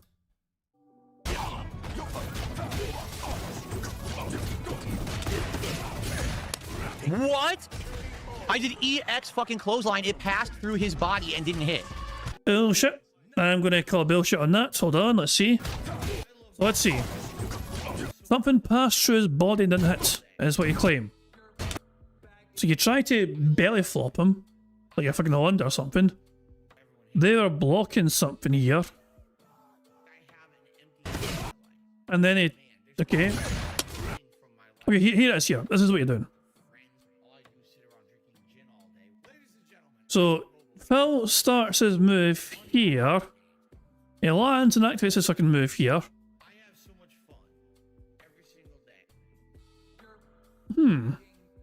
I assume it's some sort of frame perfect input that the throw was activated before the fucking move could do damage. I don't know. I don't know. To be fair, there might be something to that. I don't know. I'm not an expert in these fighting games, but it's a bit strange how Zangief didn't connect with everything there. Because so the Dalsum is jumping down, okay? He's jumping down. Phil is starting his attack here. There's like windmill attack, whatever I can call it, you know. And you'd think that would connect. So how do you, is that just, it's a reversal? Okay, so somehow Dalsum managed to fucking get the reversal perfectly. So that could just be, as a luck or as a good, you know, I'd call that just good gameplay from Dalsum. What? I did EX fucking clothesline. It passed through his body and didn't hit. A lot of button mashing. Nothing I can do here.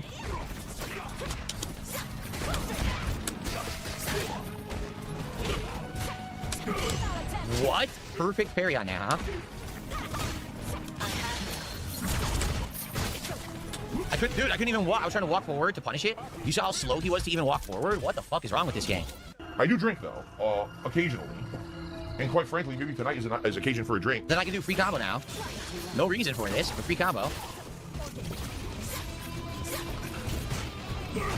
I'm not doing anything but block.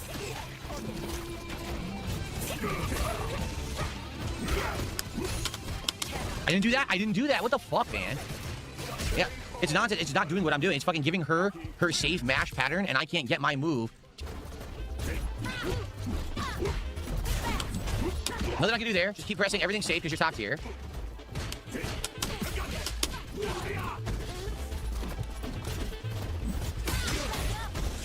Nothing I can do. Yep, nothing I can do.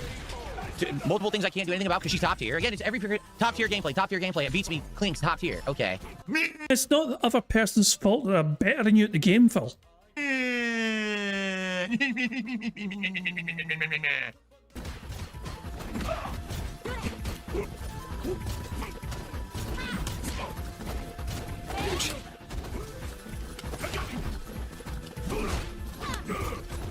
Yep, and I can do top tier. You keep jumping into it. You set them up for this, Phil. How often are you going to fucking jump up for them towards them? Like, this is inviting trouble. You're literally begging them to fucking anti-air you by doing this. Yep, and I can do top tier. Nothing I can do, top tier. I'm so far away, she still hits me, look. That was level 3. That was level 3 super counter hit. Yeah, again, you're playing a basic gameplay style, I can't hit you. Because you only fucking need the fucking basics to beat your basic bitch ass, Phil. I didn't do anything, why am I gonna hit by that? Oh, mirror match. Oh, exactly. Mirror matches are the best because Phil had no excuses for the fucking character being top tier or low tier or whatever. So remember, Phil is the one who looks like a robot. You know, the right hand side Zangief. The left hand side Zangief is only a diamond 1, so it shouldn't even be close.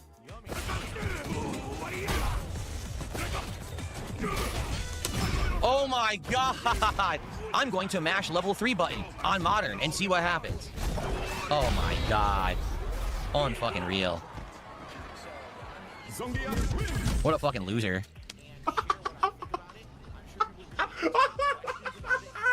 I can't stop laughing.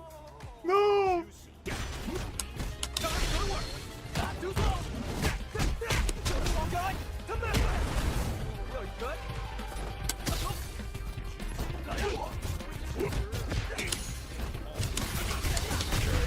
Can't do anything. Wow, what a great player. It's the same guy as that Wilford Brimley guy. It's that Wilford Brimley guy. He changed his name, but he's the same fucking guy. He plays exactly the same. It's obvious.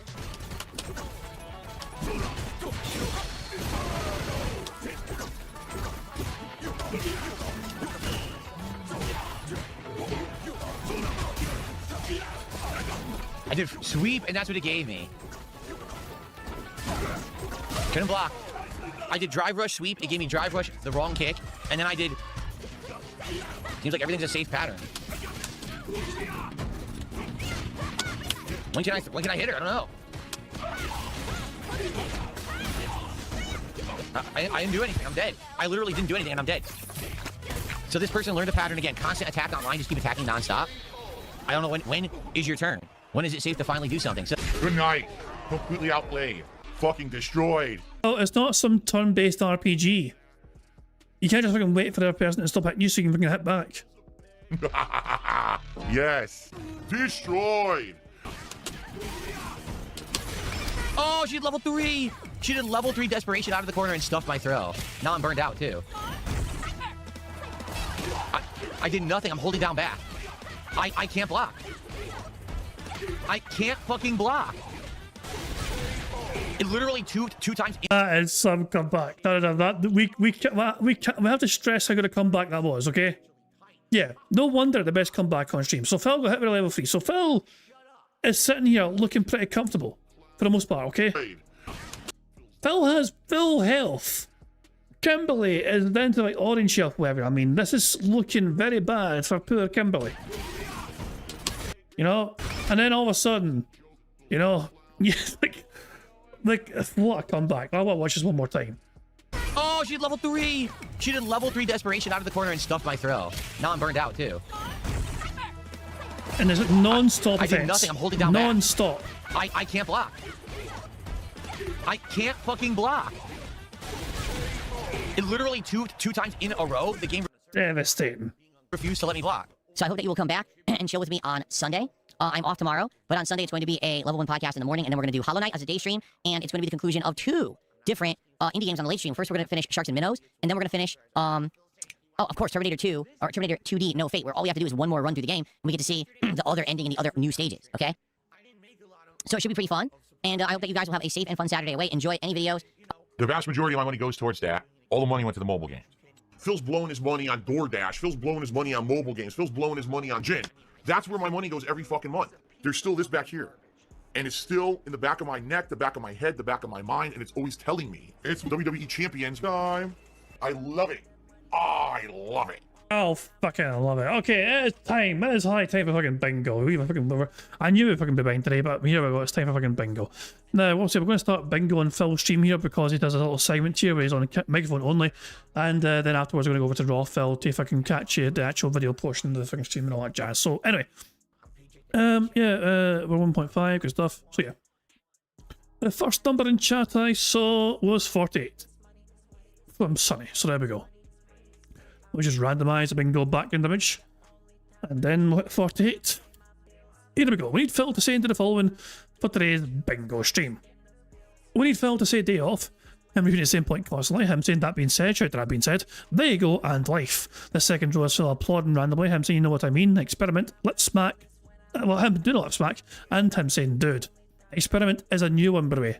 So experiment is one of those new words, but Phil's been using it a whole lot, so I think it's a good one to have. The third row is Phil saying hilarious, essentially him being a victim mode, him saying I'm doing Q&A and him having dead air. The fourth row is Phil saying schedule, I'm to explain fun, moron and variety. The fifth and final row is Phil saying positive, him being all siege mode, which is where he folds and crosses his arms, him saying catch missions wrong, and finally, basically.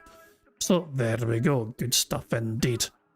Now, of course, there's a variety of ways we can get free spaces to help us on our way to a Full House bingo card. For example, for every 10 sips, snorts or burps that Phil does, we get a free space. For every 6 minutes and 40 seconds that Phil begs, we also get a free space. If Jade shows up to Phil streams and Phil says hi to Jade, no one to get a free space to fucking celebrate. But you guys get to enjoy this animation as well. Squeak squeak a free space. Now, stop doing math, it's confusing me. I just looked in chat if I can see math. Fuck your math. Anyway, so as Satan himself shows up to Phil's streams, and Phil society is good buddy Satan. No way to get a free space for that. You guys also get to celebrate this with us. Celebrate a free space with this animation. What's up, Satan? Good to see ya. There we go, good stuff indeed. Now, of course, those are all. And also, one more thing for us. Damn it! Try to blather.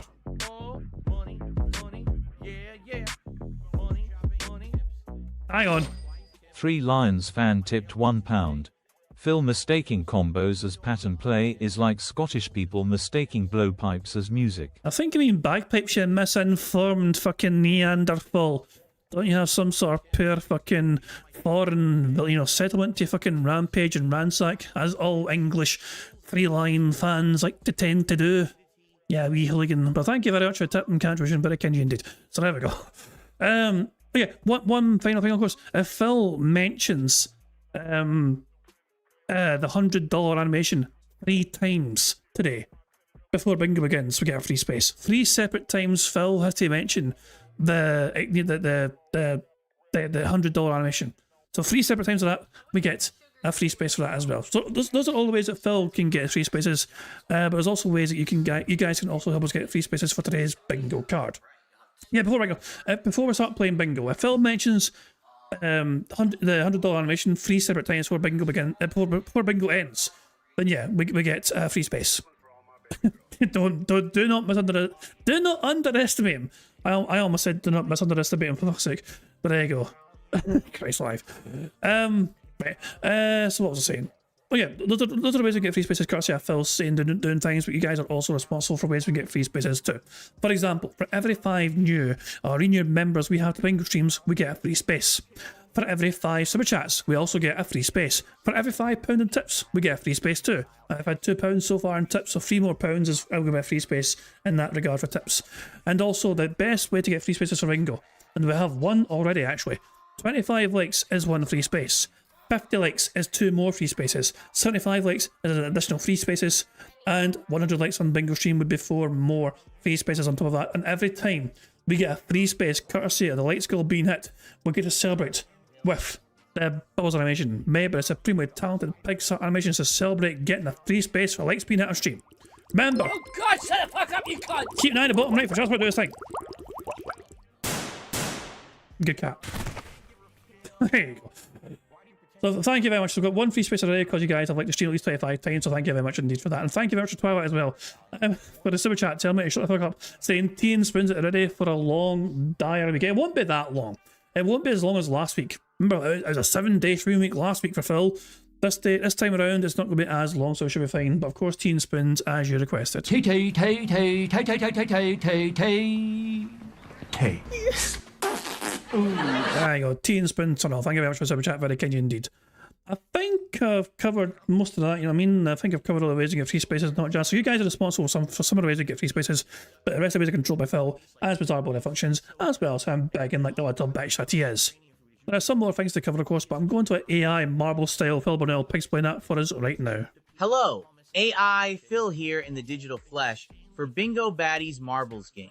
By entering the exclamation point marbles in chat, or scroll down the description in the video to get the link to enter. At the end of each month, a first, second, and third prize winner will win a cash prize. Now, if we get a full house on the bingo card, marbles will run to determine a winner for that day and will win a prize on the wheel, which could be used for future games. It's just that easy. Here we go. As the bad man says, we do have the bingo baddies, you know, prizes ready to be spun, but of course we need to win a full house bingo first of all to unlock that. The current prize winners so far, Mr. Pikafan has a Scottish Soundboard Pass which expires after the 8th of February, which is after today's stream, essentially. So Mr. Pikafan has a last chance for him to enjoy the Scottish Soundboard Pass. Josh Fraser has a full house ticket which expires after tomorrow's bingo stream. Sonic has a Soundboard Pass, and so does Ronan. And those expire on the 11th and 12th of February, respectively. So there we go. If you want a chance of winning one of these wee potential prizes, we need to, obviously, first of all, we need to win a full house bingo. And then you've got to also make sure that your marble is in the running to fucking race in the first place. And the only way to secure your marble is to leave a comment on that community post, which is linked in the description of this live stream, as well as being able to be found in the chat as well by typing exclamation mark marbles. And there you go. So I think I've covered all the basics and all that jazz. There's only one thing left for us to do before we start playing bingo, and that's for me to press the random Scottish soundboard button to send us off into battle once more. I shout at spiders in the house. You don't pay rent. Fuck off. I mean, it's true every time if I can hear it. Nathan says I didn't know I had a pass. Screw it, use it. You don't anymore. You had one, I think, but it's gone. It expired. You know, you didn't use it, and so it's gone. Yeah, it's like, you had one, but that was before, and they last a week, and I think a week's a good amount of time just to be used, and then it's gone forever until you win again. So, sorry. Yeah, I mean, I think it expired after the marathon. Put it that way. So your last chance to use it, I think, was a marathon. So you just missed out. I do apologise. But yeah, I mean, to be fair, you had a whole week, to be fair, in my defence. So there we go. I do try and remind people on a regular basis, so you know, of the prizes. You know, if they win it, I read it out in chat as well, and remind people as much as I can. So there we go. But who knows? You might win another full house ticket in the near future, and you may get another chance to use it in the near future. Who knows? But anyway, it's time for us to start playing bingo. Okay, so here we go. Good luck, everybody. Here we fucking go. And of course, we're going to start off with just the audio from Phil, because it's going to have just him warming up his stream, whatever the fuck that means. Good morning, everyone. Hello and welcome. Guess what? I'm back, and it is time to begin an awesome big streaming week here on DSP Gaming. I am pumped and raring to go today. We got a lot of fun stuff to talk about on today's Level 1 podcast, including recapping Friday's awesome marathon where I played a good variety of games. We'll take a look at each one and give you my thoughts on if these are things that I will possibly play in the future or not. Then we're going to do a TV show roundup, because recently I've been watching some stuff, notably Fallout Season 2. Who cares? A TV show roundup. Who gives a fuck? And the One Piece live action show. That's right, I finally got around to watching it. So I want to talk about all of this stuff during today's it is 1.5. podcast. It's going to be a good one to start an awesome 6-day streaming week. And then we've got more Hollow Knight, which is going to be great because apparently once I get through this Crystal Caverns Mines dungeon area, there's a lot of good stuff on the horizon. So I'm excited for today's streams for sure. It's going to be a great stream, okay? So get ready for an awesome one. I'll be back in just a couple of minutes, and we'll begin this week with an awesome Level 1 podcast. Thank you for being chill. And I hope that you had a great Saturday, by the way, away from my content. I'm glad to be back. All right, I'll be back in just a minute, everyone. See you in a few, and then we'll begin. Oh, load of shit. Is buy to be in the card? No, variety. He said variety earlier on. I fucking missed that. I apologise. Content's not in the card. So we got three things ticked off so far. Good stuff. But yeah, Guys, remember, if I miss anything on the bingo card, if Phil says or does something on the bingo card and I miss it, please let me know. I don't try and miss things, but sometimes I do miss things on a card. You know, there's nothing I can do. I built bingo mechanics, so there's nothing, you know, it is what it is. But yeah, this is a team effort, guys. It's not just me trying to fucking play bingo and defeat you guys by not winning bingo. No, we're in this together here. We're trying to win bingo together here. The more times I win bingo, the happier life is, because we got to fucking enjoy a game of bingo rather than just fucking have it be all wasted because I didn't win the bad man bore us all to fucking tears for fucking 2 hours or so. So there we go. But anyway, it's time for bingo now. Phil's going to start the show with a video on. I'm going to get to fucking enjoy whatever fucking ridiculous shirt he's wearing today. It would probably help if I unmuted him, wouldn't it? Mind you, I'm enjoying this more though. Muted Phil is a lot more bearable. But it would make bingo a lot tougher, so I must unmute him.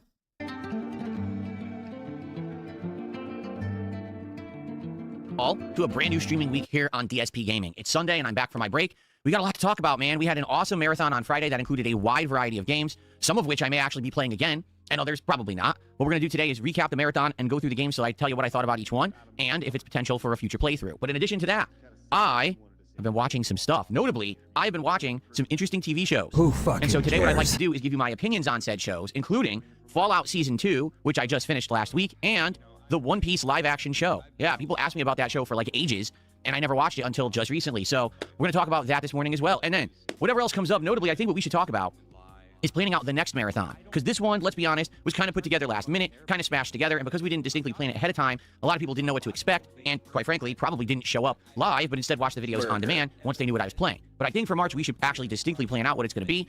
And I also know what the new DSP Tries it's going to be tomorrow. So we've got a ton to discuss.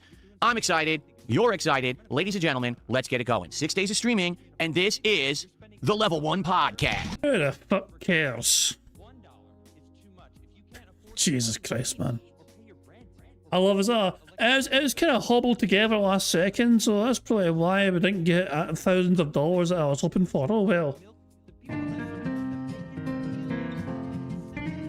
Alrighty, everybody, what is going on? Welcome back to DSP Gaming, and welcome to the Level 1 Podcast for Sunday, the 8th of February, 2026. I'm DSP, and I am ready to chill. It's going to be a great day. We got a good variety of stuff on the schedule, including the continuation of Hollow Knight on this stream, which is going to be great. We're in the Crystal Mines. We're going to hopefully wrap that up and continue on with the game. And let me tell you, I've been getting feedback on Hollow Knight, and essentially this game is a lot different than Silksong in that basically the entire game's open, and you can pretty much do it in many different orders. I guess by complete chance, I just so happened to be doing an order that's like different than a lot of people would do. I actually did some of the harder content of the game earlier, and now it seems like I'll be backtracking to easier stuff. So I'm excited for that. We'll see how it goes. Of course, tonight on the late stream, it's a double Indies finale. We've got the conclusion of Sharks and Minnows, which apparently I have 30-40 minutes left to finish, and then I'm going to be doing my third and final run in Terminator 2D No Fate, where we're going to see the other secret ending and optional stages. So a great day, a good variety of content. I'm very excited. I hope that you guys are too. All right, good stuff coming, and I know it's going to be a good one. Let's see who we got today. Who do we got on stream? We got Bananas Jose, clearly not Jamie, Pepe. Kevin's here. Chono Baggy. How you doing? Nature Based. Astro Cyborg, excuse me. Chris is here. Ferbs is here. Copium's here. Grandmaster Scrub. Over on the kick side, who do we got? Leopard Style Gecko. Interesting name. Azarieth. Mojito Kitty. Ghost of Willy Two Guns. Quarmoth. Roddy Trotter. Who else? Lavinia. I already said Ghost of Willy Two Guns. Charmander. Eddie Chill is here. And many more. So, good morning and welcome back. I was off from streaming yesterday. It was my day off, a well-deserved day off, because good lord, 7 straight days of streaming last week. We covered a ton of ground, including basically me doing the ginormous amount of learning with Sagat and finally doing his ranked placements. Continuing on with a lot of different indie games, right? Actually giving RimWorld a couple of streams of advancement. Trying out various different things. Some worked, some didn't, right? Let's be honest. As we know, when I try new stuff, some stuff will be interesting and some stuff not so much. Sometimes you only want to play something once just to see what it is, and other times maybe it's interesting and you want to continue on with an actual attempt at a playthrough. That's what it's all about this year, and last week was a whole lot of that, all right? But now we kind of see like what we're going to be doing. I am going to give Hellmart a second stream later on this week just to see how it goes. We're wrapping up indie stuff tonight. It's good stuff. This week we even have a new game or two. We got that, was it Chris Hole, which is a horror game that we're going to be checking out, and maybe even another one later in the week depending on how the week goes and what people want. So I am excited for what's coming up. Shall we begin with the marathon and then move on to the other topics? I think that makes sense, okay? Anybody care what this guy thinks? No! So Friday was a variety marathon. Don't care. We honestly don't fucking care. You know, you made a daily crap covering your thoughts and feelings in the marathon. We know how you fucking feel, you boring prick. Really didn't have any kind of focus. Like, if you couldn't tell by just looking at the thumbnail of the marathon, we couldn't decide what the heck it was going to be. So on one hand, I had like Valentine's Day. On the other hand, we had the Super Bowl. The games weren't even pre-selected. It was just random pick people voting during the course of the day. So whenever you do something like that that's not distinctly pre-planned, here's what's going to happen. You're going to have people show up. They're going to be interested. They're going to want to participate. But when the games that they want to see don't get played or selected, they take off. And that's what I actually noticed during the course of the day is the attendance was going like this. Like, you get a bunch more people, and then, oh, he's playing something I didn't want to see, and then they leave. And then they come back later, oh, what's he playing now? It's not what I wanted, and they would leave. So if you actually plan out ahead of time a distinct set of games or a theme that's going to stay throughout, you're going to get a group of people that are going to want to be there all day. And that's not what happened, and that's okay. It was actually a really good variety stream that I very much enjoyed, and in general, it seems like most people got some enjoyment out of it. Even if some of the games weren't their cup of tea, there was such a good variety of games played that almost everyone saw something that they liked. So that's a great thing. Let's talk about it. So what games did we actually end up playing over the course of Sunday? Okay, we started off with, of all things, Mount & Blade 2 Bannerlord. Now, I don't even know, well, I didn't know what this game was. The Mount & Blade series has apparently been around for a while. I was under the impression that Mount & Blade was essentially a game where all you do is control a giant army of tiny little troops, much like an RTS game, you know, like Age of Empires or something like that. I had no clue that you actually play the game. Like, you actually control the commander of the troops and you do the combat and everything in real time. I thought it was more like a strategy simulation game, but I was wrong. Now, from what I'm to understand, it does actually have the ability to do that kind of strategy in it, but that's not necessarily the entirety of the game. So that's kind of interesting. I had no clue. You know, I played it for about an hour, and 30 plus minutes was me just doing the tutorial of learning how to do hand-to-hand combat, riding the horse, shooting the bow, etc. And then we kind of jumped into the real game, which was go to a town and talk to an NPC, and then go do some combat with your actual first party of troops on horseback, just kind of mowing down people on foot, which, to be honest, is insanely easy. So it's a little confusing, but that's what it is, okay? So, to be honest, I actually did like it. I thought that it was fun, and I had a good time with the game, but to be honest, is that something that I think my audience would like in 2026 as an actual playthrough? I don't know. The game formula is interesting, but it's kind of, I don't know, simple, kind of basic, kind of seems. I mean, just playing the game, it looks a little outdated. I mean, the game isn't brand new, right? But I mean, it's not that I wouldn't play it, just I don't know how much fun that would be. Like, the general consensus I got when I played it was good to see you play it, Phil, because we didn't know what it was and people had talked about it for so long, but it's not worth playing again. It was pretty boring. So at least we checked it out, and at least I know what it is now. All right, so that's good. Then we did a full playthrough of a game in an hour and 12 minutes. It's called She Was 98. Now, I'd never heard of this game before, and it was recommended because I guess there are games like this that come out all the time on, on Steam and other places, indie games that are very, very quick to play through. They're horror-oriented with some jump scares and creepy atmosphere, but they're not meant to be lengthy experiences, and because of that, they're cheap. Like, this game was $8, okay? So, She Was 98 basically is a game where your grandmother apparently has been left alone for many, many years to live in a home, but it's falling apart and decrepit, and now she needs someone to take care of her, so your parents send you to take care of her, and I guess the intention is that if she dies, you inherit the house. I don't know how that works because it said your parents sent you to take care of her, so obviously your parents would inherit the house, not you. I don't know. I'm just going with what the game story is, okay? And so basically when you go there, there is a whole bunch of jump scares. Is the grandmother alive or dead? Is the house haunted? Like, what's going on? And I'm not going to spoil. It's actually a wild ride for about an hour, and it was fun. I mean, I'll be honest, the ending wasn't the best, but at the same time, the game was full of cheap scares and funny stuff, so I actually really enjoyed playing it for the hour that it lasted. For $8, I'm not disappointed with that one at all. And basically what was explained to me is that there are a lot of games out there like that, like really quick, digestible experiences, things that aren't going to take an incredible amount of time investment to play through and beat, but that I could explore if I have like a random night stream with nothing to do. So that's pretty cool, actually, and I would like to know more of those. Who fucking cares? I absolutely would consider playing more games like that in the future. Again, not every game that I play has to be a ginormous 20 to 70 hour immersive experience. These quick little experiences seem to be quite fun, and I'm totally okay with that, okay? Then, up next, we actually tried out the classic DayZ, which is a game that I had known about for the longest time, but had never played. Keep in mind that when these games like Arma 2, DayZ, H1Z1, PUBG, when all these were prominent on PC, I wasn't a PC gamer. I had completely become a console gamer, so I didn't get exposure to most of these games when they were in their prime. And so, to finally check out a game like DayZ was a very big educational experience, okay? Now, the problem was, DayZ's on Game Pass, and guess how you play it? Through the Xbox Cloud, okay? So, it's cloud streamed. You can't even download the game. And this was a hilarious experiment. Why? Would you like to see why? I'm going to show you what it looks like when you play games on the Xbox Cloud. Are you ready for this? And for the record, this is in full 1440p HD. All right, ready? So, as you can see, I look good. My camera and everything is very clear. Watch the game. Do you see how pixelated the game is? So this is the future of gaming, everyone. No company wants you to actually own a PC or own a console. They say you don't need it. You can just stream it over the cloud. The game looks terrible. It's so fuzzy and pixelated. It looks like it's lower than 720p. And, you know, good luck. trying to play any game, look when it looks like Peach Fuzz like this. So here we are in 2026. Microsoft's entire thing is your phone is an Xbox, your TV is an Xbox, and then you go to play a game through the cloud and it looks like ass. Okay, now I will admit, okay, it didn't play bad. It wasn't like ultra laggy with the controls. There was some delay, but it wasn't that bad. It could have been way worse. All right, but again, for them touting the fact that this is supposed to be the future of gaming, it really isn't. If anything, it just shows that the cloud gaming still to this day is not ready, and that we would need more improved internet infrastructure to actually make games work on a cloud basis, because these graphics ain't it. I mean, I'm supposed to be playing this at 4K, and it looks like it's 480p. Okay, so really pathetic and bad. Very disappointing. As for the game, I mean, I understood now what it is. It's basically the formula of like a battle royale before there was battle royale. So you're not doing battle royale. You're in an open map, and you're trying to survive against a bunch of zombies. But then there's other people that are dropping into the map as well that you could team up with to try to survive together, or you could kill each other off to try to steal each other's resources. So I get it, and the formula makes sense, and it's sound. I think that could definitely work as a game, and obviously it has, because this game, everyone knows DayZ, but basically the game just does not perform well as a cloud-based game. You know what I mean? So that was definitely an interesting experiment, something that I wasn't feeling the love here, something that I had no clue was going to be on the cloud, and just playing on the cloud I thought was hilarious, okay? All right, so after I played that, everyone once again was kind of like, we're happy you played it. It's good to see you experiment with it, but don't go back to it. It's way outdated, and, you know, we don't really have interest in seeing you really playing that game again. And I tend to agree.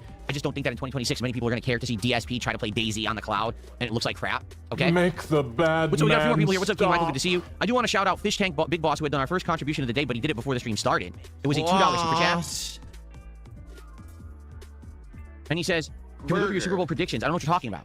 I don't follow the NFL. I don't know anything about, like, everyone says the Seahawks are going to win today. Okay.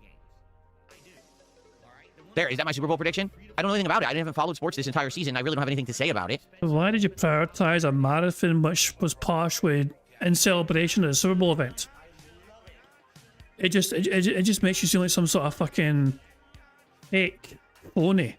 You know, this guy's a phony. Phil Burnell's a phony. Okay. Okay. So, Phil banned Psyduck and Phil banned VRA94. Why did you ban those two? Actually, hold on. I don't need to fucking, like, I can use this. I can use this and see, because it'll be updated in real time. Shit, hold on. How many fucking bans have I fucking had? Where the hell? How many fucking bans are there? Wait, hold on. Day. Filtered it by fucking day. Just fucking refresh the fucking thing. Hold on. So, Cherry Grove, Andre, X. People are getting banned for emotes, and the emote is WAP. What? Is that the Patrick Thumbs Down emote? No, that's Patrick Boo. He's banning people for Patrick Boo. What the hell are people getting banned for? What is BWOP on Kick? What is so wrong with the BWOP emote on Kick? He's now banning that in sight as well. Jesus, man. Oh, I got no idea. But Phil is doing as usual. Psyduck and VRA. What have they? So Psyduck said, no one said that, Phil. I have all the chat logs from the marathon. You fucking lying shit.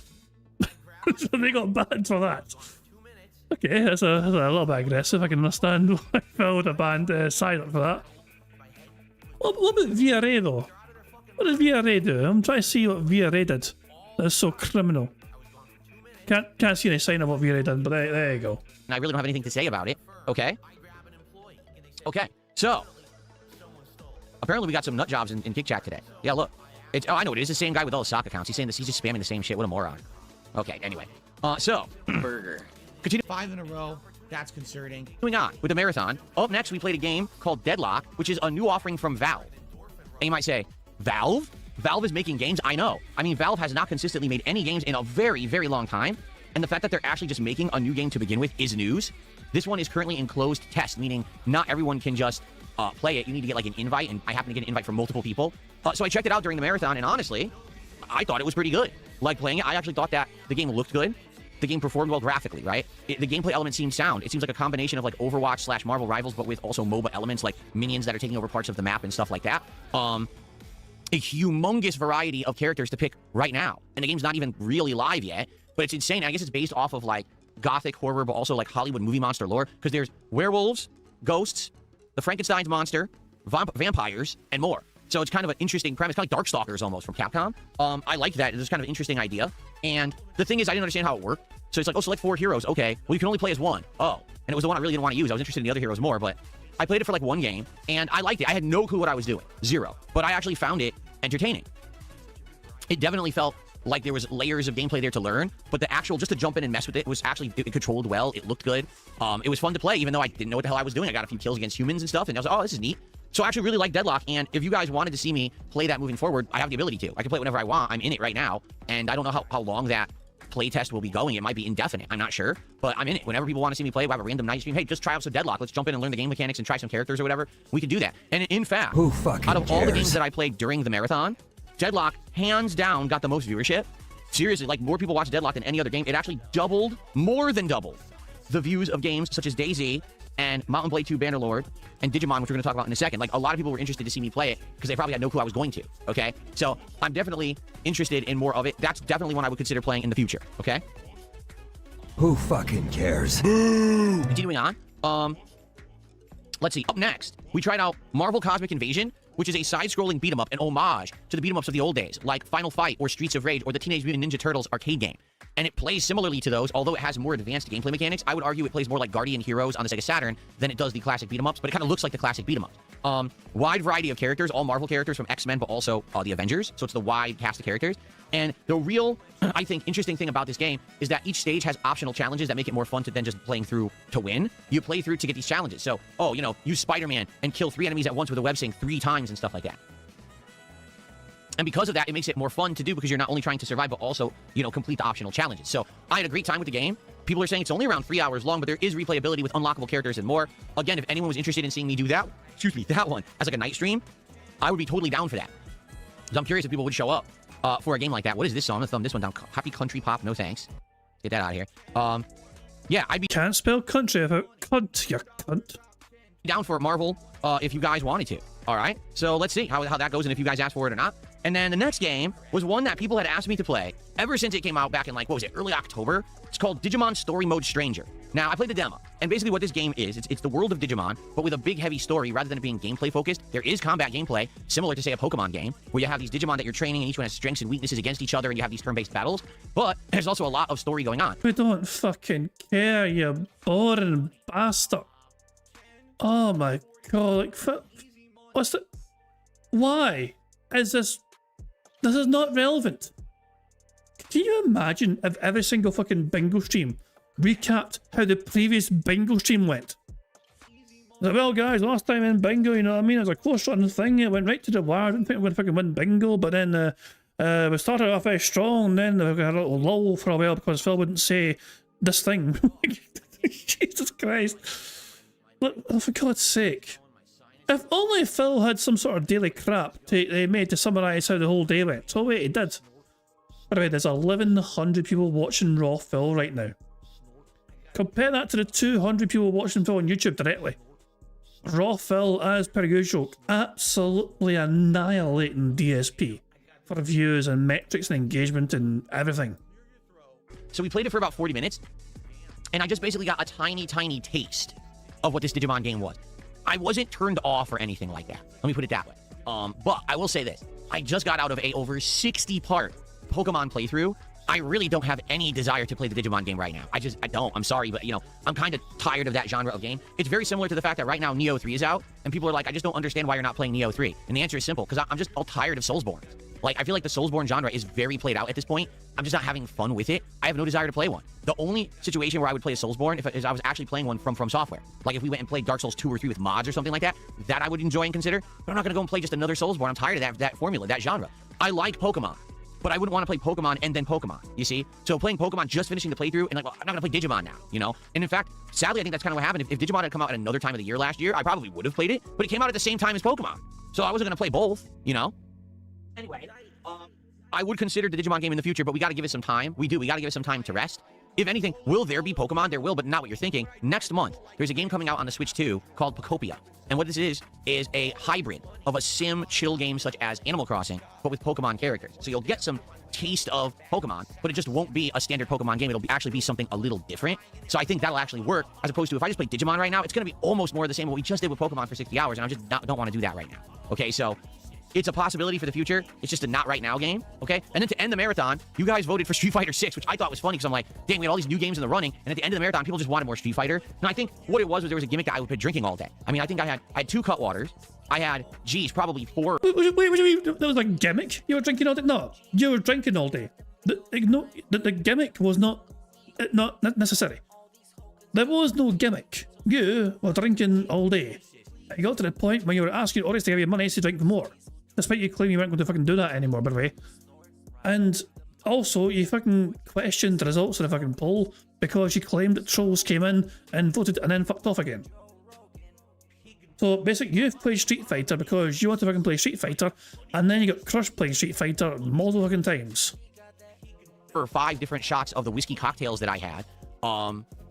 And didn't I have something else too? I feel like I did, but maybe I didn't. So I had a lot to drink over the course of the day, so I was definitely buzzed. And then I go online, I'm trying to play with Zangief, and I'm like, my reactions are terrible, my execution's awful. What's funny is I still beat some people. I'm shocked I even beat a few people, but I did. I think I was like 10 wins and 14 losses or something like that, of course. But I fought a bunch of top tiers. I'm like, what the fuck? I'm in casual play. And it's like Cammy, Jury, everyone playing hard. I'm like, what the fuck is dude's casual play and I'm drinking? Like, what is happening with this fucking game? Everyone's a tryhard, right? Says a person that bought the same game, 3 separate platforms, $100 per fucking game, and has multiple fucking controls for it as well. And like, who the fuck felt? Look who's fucking talking, you try-hard piece of shit. But I had a good time doing it. I did. I actually had a good time with the Street Fighter stuff. And it was just a good time. But overall, the marathon was a good time. I'm glad that we did a good variety of stuff. Okay, if anything, what was the one bad thing? There was one standout, really, really bad thing about Friday's February Gaming Marathon. Here we go. Here we fucking go. He's going to fucking mention the $100 animation, and that'll be the first of 3, you know. I'm standing by what I said. You know, if he brings us up 3 separate times, we'll get a free space. The food. Oh, never mind. Well, then I can play for it. There we go. That was a nice curveball from me there. Food that we had ordered was terrible. The teriyaki chicken did not have much or any teriyaki sauce on it, so only the top layer was tasty. The General Tso's chicken was almost flavorless. It didn't have any real appeal. It was just kind of bland chicken. The fried rice was completely bland. It had almost no, like, friedness to it. It was almost like plain rice. The egg roll was completely overcooked and tasted absolutely disgusting. And what else? There was something else, too. Like, it all was bad. The entire meal was disgusting. So, I was pretty sad because I was looking forward to it. You know, I'm drinking all day. I'm like, all right, now my tummy needs some food, right? And I go to eat. I'm like, oh. My tummy needs some food. Spoken like a true fucking toddler. Oh, boo-hoo. Was a fucking takeaway food not good for you? Well, that's a fucking tragic. Yes, it's fucking terrible, that, isn't it? Hell. Fucking. It's such an... The entitlement from this cunt is off the fucking charts. I don't know about you guys, but to me, it is not exactly normal to have takeout as often as Phil does. To me, that's kind of strange to me. It shouldn't... I mean... Maybe it's just because, I don't know, it's just, but like several times a week is, to me, way too much to fucking be doing that sort of shit, you know? But wait, Ket was going to cook football food for that day. What happened? Why do that? That's a very good point. That was originally the plan. She was supposed to fucking do that. What fucking changed? That's a fucking good question. Oh, this is awful. So, yeah, it just wasn't that good of a meal. But outside of that, it was a good time. And like I said, the whole point was just to chill. To have a day split off from my normal, oh, here's a giant gameplay segment of one game, then a giant gameplay segment of another game. Let's do something a little different. And it worked out. I had a great time. Support was good. I ended up making more than I would have on a normal day. So I'm pleased with that. Like, everything was good. So thank you guys. It was a great marathon. I had a good time. But what I think we need to do now, we need to get back to the regular schedule of marathons that make sense because we plan them out and then people can get hyped for them. And so, what should the next marathon be? Right? We really should try to plan this out for early March. By the way, let me lower. No, we shouldn't. We really fucking shouldn't, Phil. We don't fucking care. Please don't fucking do it. Just fucking, just pick Beggar Man and be fucking done with it. Please don't fucking put us through this shit. Just a little bit. That sounds a little loud. So, what should the marathon in early March be? There's a lot of different ideas floating around out there, but there's been distinctly something that people have talked about for a bit. I'm feeling it now because now it's been many months since we did it. All right, I want to do something that relates to like older games or classic games. So the two ideas I have are either a marathon where we actually do a variety of older classic games, whether that be Mario, Sonic, Castlevania, Metroid, you know, whatever. Or it could be themed to one game particularly finishing up what I started last year. If you don't remember, in January of 2025, I did a Mega Man marathon where I played Mega Man 1, 2, and 3. Then later on in September, or it was August and then September, I did 2 more marathons. And one of them I finished 3 and I played 4 and 5. And another one I finished like 5 and I played like 6 and 7 and started 8. So we got through like 7.5 Mega Man games. But we didn't. Oh, he said 6, 7. 5. And another one I finished like 5 and I played like 6 and 7 and started 8. Hey, he said 6, 7. I said 8. Hey, 6, 7, 6, 7. Hey, fuck off. So we got through like 7.5 Mega Man games, but we didn't finish 8. And then we still got 8, 9, and 10. So I could do the final finale marathon of Mega Man where we beat 8 because we're halfway through it. And then we play 9 and 10 and we wrap those games up too. I'd be down for that. Keep in mind that when I play those games, I drink. So it's not like, oh, he's just playing Mega Man. Who cares? Man, it's like he's playing Mega Man, but he's drinking. It's making it more challenging. And to be honest, I totally remember that when Mega Man 9 came out, which was Xbox 360 era, it was a digital-only game at the time. That game destroyed me. That game is legit really hard. And so that would be pretty interesting to try to play through that while I'm buzzed, okay? So that's my 2 ideas.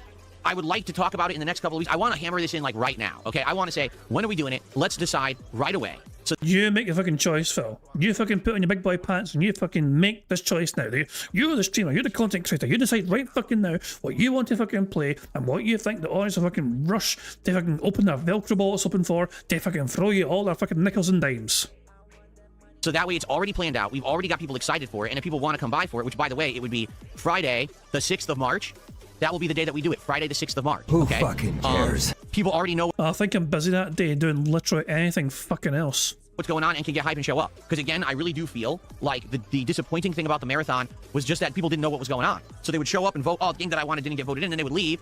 And then a lot of people did watch the videos after the fact over yesterday, which is nice that they did. But it would have been nice to just have more people at the marathon because they were disappointed that we were just playing random games and not what they were wanting, right? So in this case, hey, build it up. People who actually want the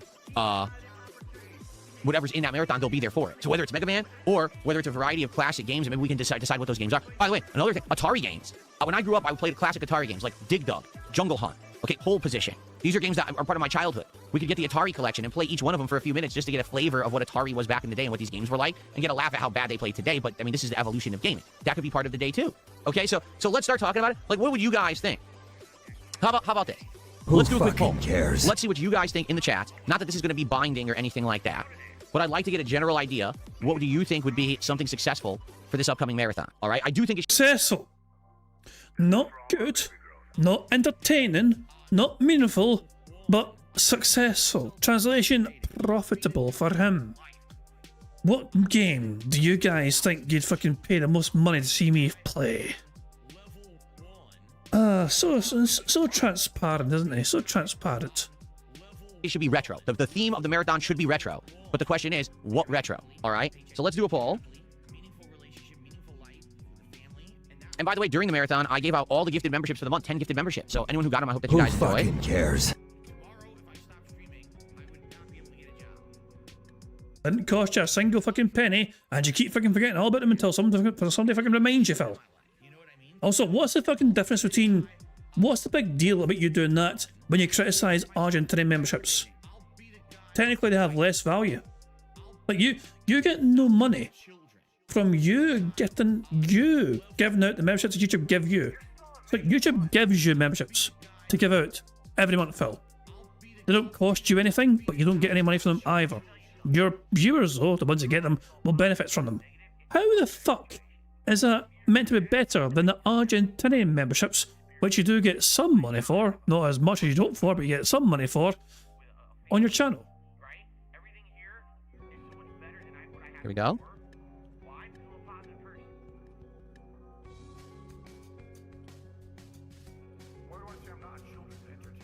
This is definitely dead air, by the way, so hooray for that. There you go.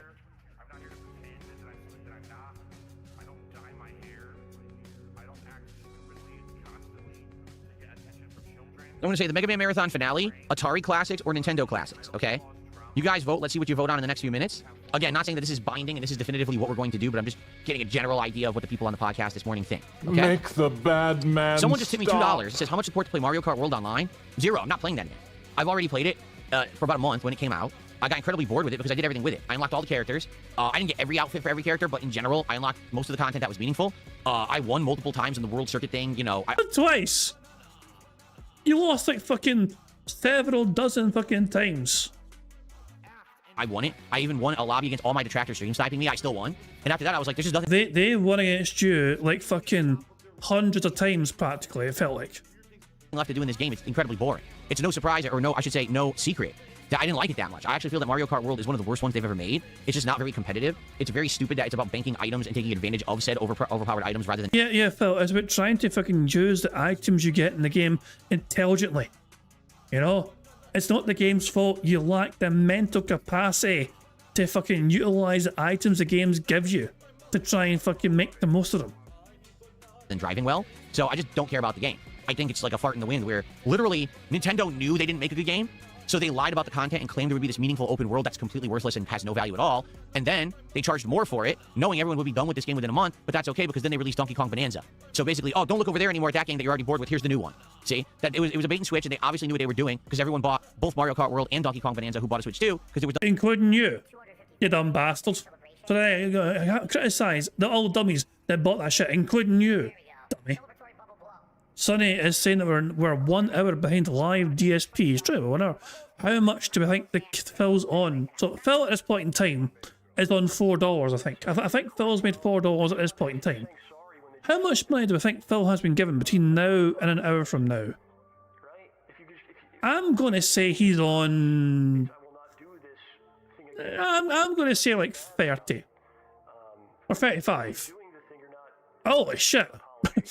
Live DSP. So he makes $2 more between that. Wow. Phil is only given $2 more between now and an hour from now. Holy shit. That's bad. That is fucking bad for Phil. I think technically I've made more than Phil. You know, I've got the 2 tips to I've got the super chat as well. I mean, it's close, but yeah, I mean, I think even technically I think I've made more because the pound is stronger than the fucking dollar. So yeah, I think even I'm doing better than DSP right now. Nothing else to play. So that's my take. You can disagree, but I just don't like the game. So under no circumstances will I be accepting money to play it. It's boring as dirt, and I'm not going to waste my time with it. Okay. Cool. All right, so that was the marathon, and it was a good one. I had a great time. Again, thanks to everyone who was there for it. So before we get to our next topic, there's one thing that I would like to bring up about today. All right, today is the American Super Bowl. Here we go. This is it here. I think now we're fucking going to get the animation talk. Surely it happens now. Meaning, in the NFL National Football League, the big game is today. It's the Seattle Seahawks, which are my hometown team, against the New England Patriots, who kind of used to be my old hometown team when I lived in New England of the United States. I used to live in Connecticut, okay? So it's kind of interesting because isn't this also a rematch from 2014 when the Seahawks were coming off of their previous year's Super Bowl victory and then they choked at the very end and lost like 28-24? I remember seeing it. I was actually watching that game and I was like, they totally had the game won and they just blew it completely. It was such a joke because they decided to keep passing. Instead of running, all they had to do was run the ball and they kept passing and they just blew it completely, right? So, yeah, so here we are with a big rematch. And I know that today, a lot of people will be watching the Super Bowl. I'm well aware of that. So today, I would not be shocked if I have a lower attendance than I usually do, if I have a lower engagement and lower support. I would not be shocked whatsoever if that's the case. And if it is what it is. I can't help it, right? I'm not going to sit here and talk about and play and watch the Super Bowl or whatever. I'm not into it. I don't watch the NFL. But I am going to stream my normal stuff. We are going to have this Hollow Knight stream right now, and then my break, and then after the break, I'm going to come back and play the indie games of Sharks and Minnows and Terminator 2D No Fate on the late stream. I know that when I'm playing some of those, the Super Bowl will be on, and that's okay. You know, if you want to check stuff out after the fact on demand, I'm going to upload the videos as I always do to this channel, okay? And thank you to those who are actually here to chill with me, despite the fact that I know there's a huge worldwide event going on that a lot of people will be paying attention to. Thanks for spending your time with me. Now, this month, for February, I created a special animation for a... Here we go! This counts as one. This counts as one. $100 contribution. I'm going to spoil it now. It's Super Bowl related. I purposefully made this grand animation for a $100 contribution. And as of now, the 8th of February, I haven't gotten a $100 contribution this month. I'm not complaining. The support this month has been great. All right, overall, streams are doing great. So this is now Phil's bitching. He didn't make $100. Here we go. Here comes the clip. Send it to fucking live stream fails and loser Redditors who are going to fucking watch it and believe it because they're dumb fucks, right? No, that's not what I'm saying. What I'm saying is I have this animation. It's not, by the way, it's nothing special. I didn't design it in some fucking, it's just something I got off the internet, okay? But if you do $100. Why the fuck? You want $100 or something? I just got this shit. I went and googled some shit, and nothing special. But please give me $100 for it, guys. Please, please, please give me $100 for it. Phil has the power to play his animation whenever he fucking wants to. There is nothing prohibiting Phil from displaying this animation right now for the world to see. And if people like it, then maybe they'll give you money to see it get played again, Phil. contribution today. Maybe you were thinking of contributing and haven't yet. Well, it would be a special animation. It would make sense for today. After today, because it's Super Bowl related, it really won't make much sense anymore. I'm just saying, okay? So there you have it. If you're interested in contributing, if you do $100, you'll see that special animation, and it's very pertinent to today only. So there you go. Burger. Okay. So the polls are in, and it looks like Nintendo Classics. People are interested in a Nintendo Classics marathon. So if that's the case, then let's say that we do Nintendo Classics for the March Marathon. The question would be, how would we format this? Would it be themed, like would it be all Mario? And would it be like challenge runs, or would it simply be, gee, see how far Phil can get? Hey, but also pals made it to the stream. Dear sweet Jesus, thank you for not having this segment when I was live reacting, as I would contract the alcohol poisoning. Oh, God. Jesus, man. Oh, hell. I'm surprised it took him so long to mention the fucking animation. That took a surprising amount of time. You know, I was expecting a lot more subtle hints about it, you know what I mean? But that's the first time I fucking got it. But there we go. Jesus fucking Christ, man. Oh, it's just... it's fucking hilarious, man. Two more... If he mentions it 2 more times, by the way, we do get a free space. Would it be themed, like would it be all Mario? And would it be like challenge runs, or would it simply be, gee, see how far Phil can get in like Mario 1, 2, and 3 in one marathon, right? Because Mario 1 is a short game, and even if you just play at a semi-competent level, you can beat it in like a couple of hours, if that. Mario 2 also, as long as you're playing semi-competently, you could probably beat it in a couple of hours. So I could probably beat at least those 2. Mario 3 is a much longer game. So we could try to figure that out. Or if you guys have other ideas, the only thing I would say is I wouldn't want to do like a Castlevania marathon because I already played the 4 of those games a few years ago during the summertime. But, you know, if you want to see me play Metroid, like Super Metroid, which I have on the Switch Online, and I love the game, but have never actually played through it. I only played it for like an hour or 2 and I liked it, but I never got further than that, you know? Escape Velocity says the top 10 NES games on Metacritic. We could do that. We could go to Metacritic and search NES and see what games are the highest rated and see if they're available to play. So, yeah, I guess we should figure this out. Okay, let's see. But now we know what we're doing. We're doing a retro marathon on March 6th. The question is just what's the criteria, and now we can work on that moving forward. Okay, so that's good. Rose Diamond says maybe the first game of every series. That makes sense, except, for example, Mario I can beat easily. But Zelda, forget it. That's hours and hours long. Maybe only play like an hour of Zelda just to get a flavor of the beginning of the game. We could do maybe time, play an hour of each game. We could do that too, yeah. Maybe a 1-hour segment of each classic Nintendo game just to get variety for the marathon. That could be fun. People have been asking me for retro stuff for a while now, so I want to give people... Whoa. You claimed the previous marathon kind of flopped because it was a fucking mishmash of different games and people weren't sure what the fuck they were going to fucking expect, basically. So they tuned in for this thing, but they don't fucking tune in for the next fucking thing because it's all over the fucking place. And then you want to do the next marathon by having a mishmash of different games where you're going to have all sorts of different fucking games happening one hour at a fucking time. It sounds like you're repeating the same mistake you claimed was made before for the most recent marathon. That you claimed you didn't want to fucking do for the next marathon. Well, what they want, because they've been like, man, you do so much modern stuff, can you do some throwback stuff? So there you go. Maybe this is going to be a good opportunity to get a different kind of gameplay on the channel. Cool. Yeah, Big Mac says, what about Battletoad? Battletoad, we could do an hour of Battletoads, an hour of Mario, an hour of Zelda, an hour of Metroid, right? Let's think of all the big classics. We could do that. That could work. Okay, cool. About an hour of not fucking that.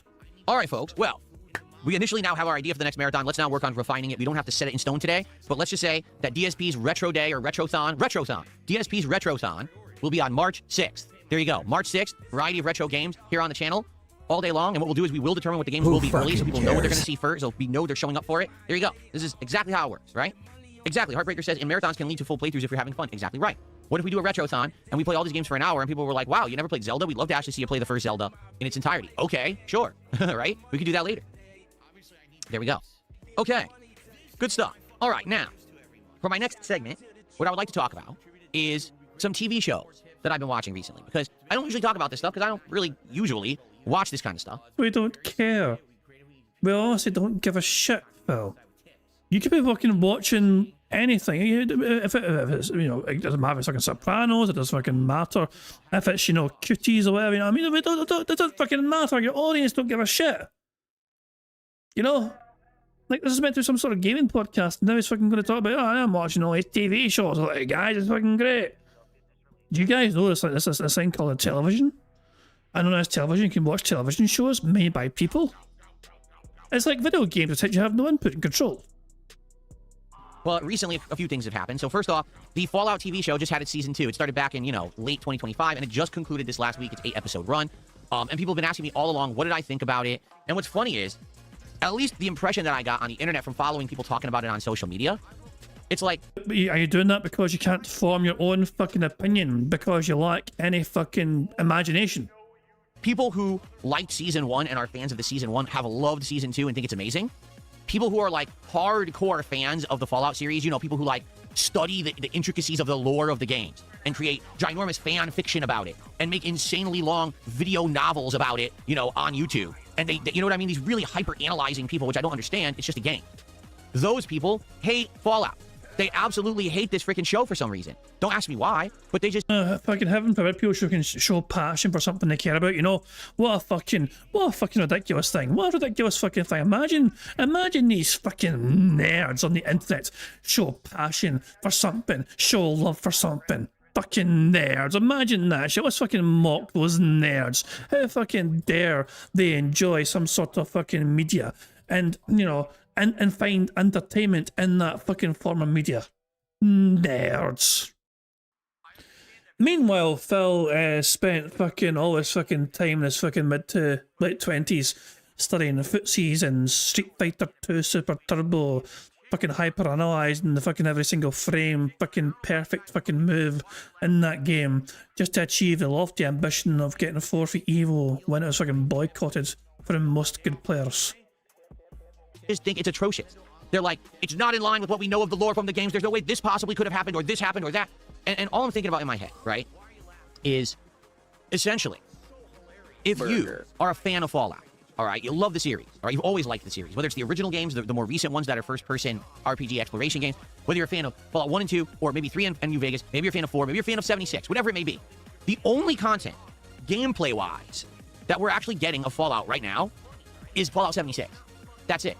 You know, Bethesda is literally not making any other content in the Fallout universe right now. They're not even working on a new Fallout game because they're claiming that everyone is working on a new Elder Scrolls, even though that seems like it's years and years out, right? So if that's the case, if the only content you're going to get in Fallout is going to be Fallout 76 or the Fallout TV show, don't you think that maybe, just maybe, you'd be a little bit more lenient in the way that you talk about the show? Listen, I saw season 1 just like all of you, and I told you, I thought... Is that Phil's most recent contribution within like ever? Return of the lesbian haircuts. So, Phil hasn't received a single contribution since then. Wait, at $2 per way, but still funny. Thought that there were some things there that didn't really make sense, like for example, how they redesigned the lore of ghouls, right? That ghouls in the show are definitely not how ghouls are in the games in any way. They even have this thing of taking this medicine to stop transforming and stuff like that, right? Ghouls in Fallout always fascinated me because you get some ghouls who are like fucking, like, you know, human, like. I mean, it's a strange way to fucking phrase it. Also, I'm not speaking from a perspective of a TV show. I'm kind of speaking from a perspective of, like, I've played Fallout 3 and I've played Fallout 4. I've got more experience playing Fallout 4 than I have of Fallout 3. But I've always found the ghouls kind of fascinating because sometimes these ghouls would basically be able to fucking... Aside from them being ghouls that are practically like humans, like, most of them would fucking attack you and try and beat you up and all that shit, you know what I mean? Just be the normal type of enemy. And some would actually fucking be, like... fucking chatty and like some of your companions are fucking good. You can have a companion ghoul and like fucking Fallout 4, you know. So like it's just ghouls have always been kind of a strange one for me to try and get my head around in the Fallout universe. It's like, why do some go like full ghoul and why do some maintain their humanity? It's always been a fucking strange one for me. And that's not in the games. That's completely fabricated for the show. A lot of people are upset because if you remember in season 1 they announced, oh, the NCR is probably completely destroyed. A lot of people like them as the heroes of New Vegas. They like that choice you can make in the plot, and if they're all the NCR gone, that's messed up, right? So stuff like that, and I get it. I totally get it. But what Todd Howard has said, Todd Howard, who again, you know, head of Bethesda and got the guy who's kind of in charge of this lore and stuff, said, listen, what we're doing right now with the show will be considered canon. When we make another Fallout game in the future, it's going to be in line with the show because the show is basically what we're doing with Fallout right now. So it's like, you can do one of two things. You can either accept that, watch the show and be a fan of it, or you can say, all right, well, I don't like what they're doing with that. I will abstain and I'm done with Fallout. But instead, what people on the internet tend to do is become entitled babies. And they sit there and they... Excuse the fuck out of me? You, the king of entitlement, is bitching away in the morning about other people acting entitled. Isn't the same guy who fucking got $500 and thought he should have gotten more on Friday? The same guy who fucking expects every single opponent in Street Fighter to fucking bend over and let Phil do his attack. The king of entitlement is having to go at others for acting entitled. Why? and they stomped their feet. No, no, this isn't our lore. This isn't our game. This isn't what we expect. This isn't what we deserve. What is going on? The show's lore sucks. It's like, dude, get a life. Look at us fucking talking. Heaven fucking forbid they have an opinion about something they care passionately about. Burger. Didn't Phil bitch and whine and moan about the Mario movie not fucking following the lore? Like, he was super upset, wasn't he? About the fucking Super Mario movie. And he was crying and bitching, whining and moaning about the fucking Super Mario movie not being lore accurate. It's like, you can't have it both ways, Phil. You can't fucking have it both ways. Seriously, get a fucking life. If all you do is hyper-obsess about some pop culture thing on the internet, and you're mad that they're doing something... 5 in a row. That's concerning. There we go. We're going to take off dude and life. There we go. So we are 3 away from a full house as things stand. If we get 50 likes on bingo, it means we'll only be 1 away. Just saying. With it you don't like, then move on, right? They do it with everything. It's not just Fallout. They do it with everything. You know how Star Wars just went off the deep end with that latest trilogy of movies, and now they're doing these shows that are hyper woke and shit? There are people who just can't get over it, and they're like, oh my god, just move on.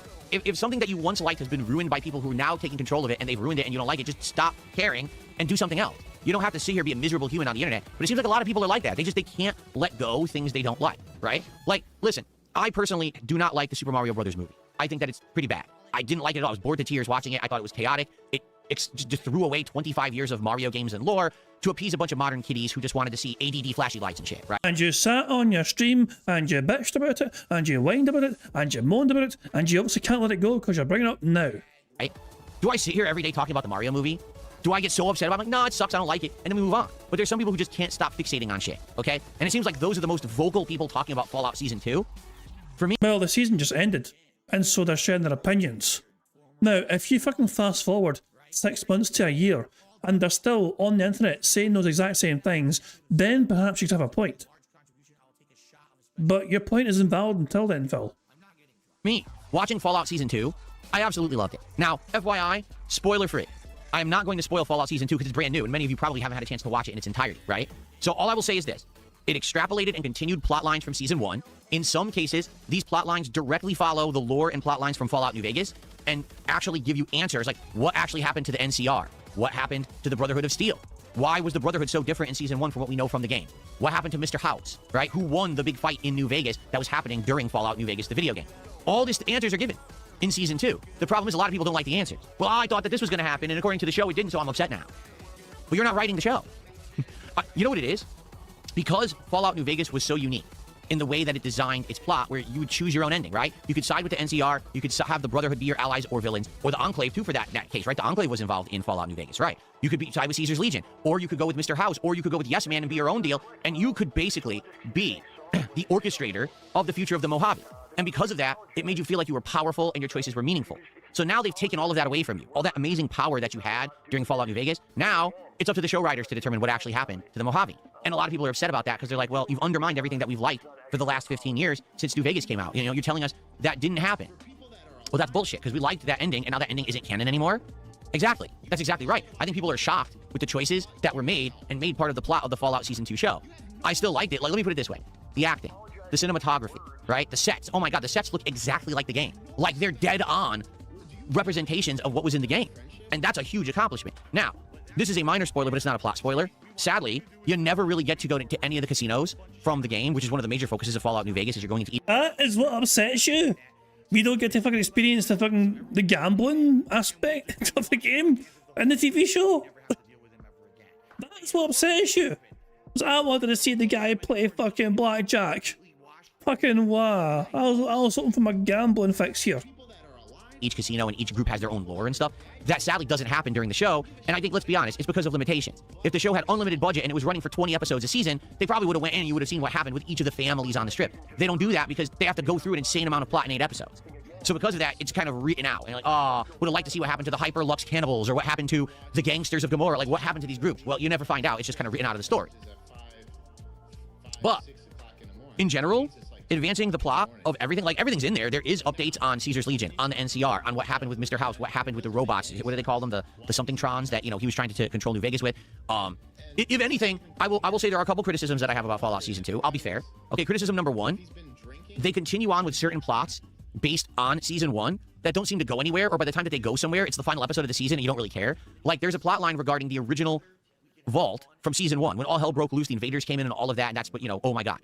Well, it keeps following some of those vault dwellers. Who cares? The plot has moved out of that vault. The plot is out in the Mojave now, you know, with the strip. Who cares about what the hell's still going on with those vault dwellers? Now, there is a twist and a spin at the end of the season that explains, oh, this is why it's probably significant, but I don't care, I'm bored. Every time that they would go to the vault dwellers, they're like, can we get to the next scene? Like, fuck this, it's so boring. Similarly, if you remember, Lucy has a brother. I can't even remember what the fuck his name is. Really, I don't remember his name at all. And what's hilarious is, he seems to be written out of the plot of the vault. No one from the vault asks where he is.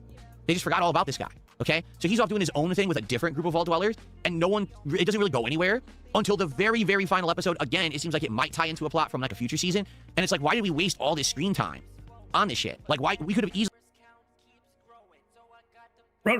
just had them be saved for later. I think that was Raw Phil. I was on Raw Phil's end, I think, not me. Yeah, I was on Raw Phil's end, confirmed. It wasn't me. Just had them be saved for later, and then focused on the other stuff more. To that. Actually, it might not even be Raw Phil's end. This could be Phil's end. This could be Phil's internet having a little fluctuation again. Effect, the things that you want to know the most about, you know, things that tie to New Vegas, a lot of them sadly are really, really rushed through. Like, gee, I wonder whatever happened to that Kings gang. Oh, you find out in like a side scene that's like 5 seconds. Like, oh, well, that sucks. They were a whole big part of the game, and they were like brushed aside with a broom because they wanted to have other things be the focus of the plot. So yeah, in that regard, I was disappointed. And I will also say, sadly, okay, I will say this. I feel like 8 episodes isn't enough for the show. If this was like a 10 to 12 episode season, it would have had more time to do things, because I do feel like certain things would have been better if they were focused on more, but instead they're kind of rushed through because you're like, oh, we only have 8 episodes. We have to hurry and get this done in 8 episodes, right? But I will say this. I was afraid, okay, that basically they were going to finish the entirety of the New Vegas plotline in 1 season and then rush to something else.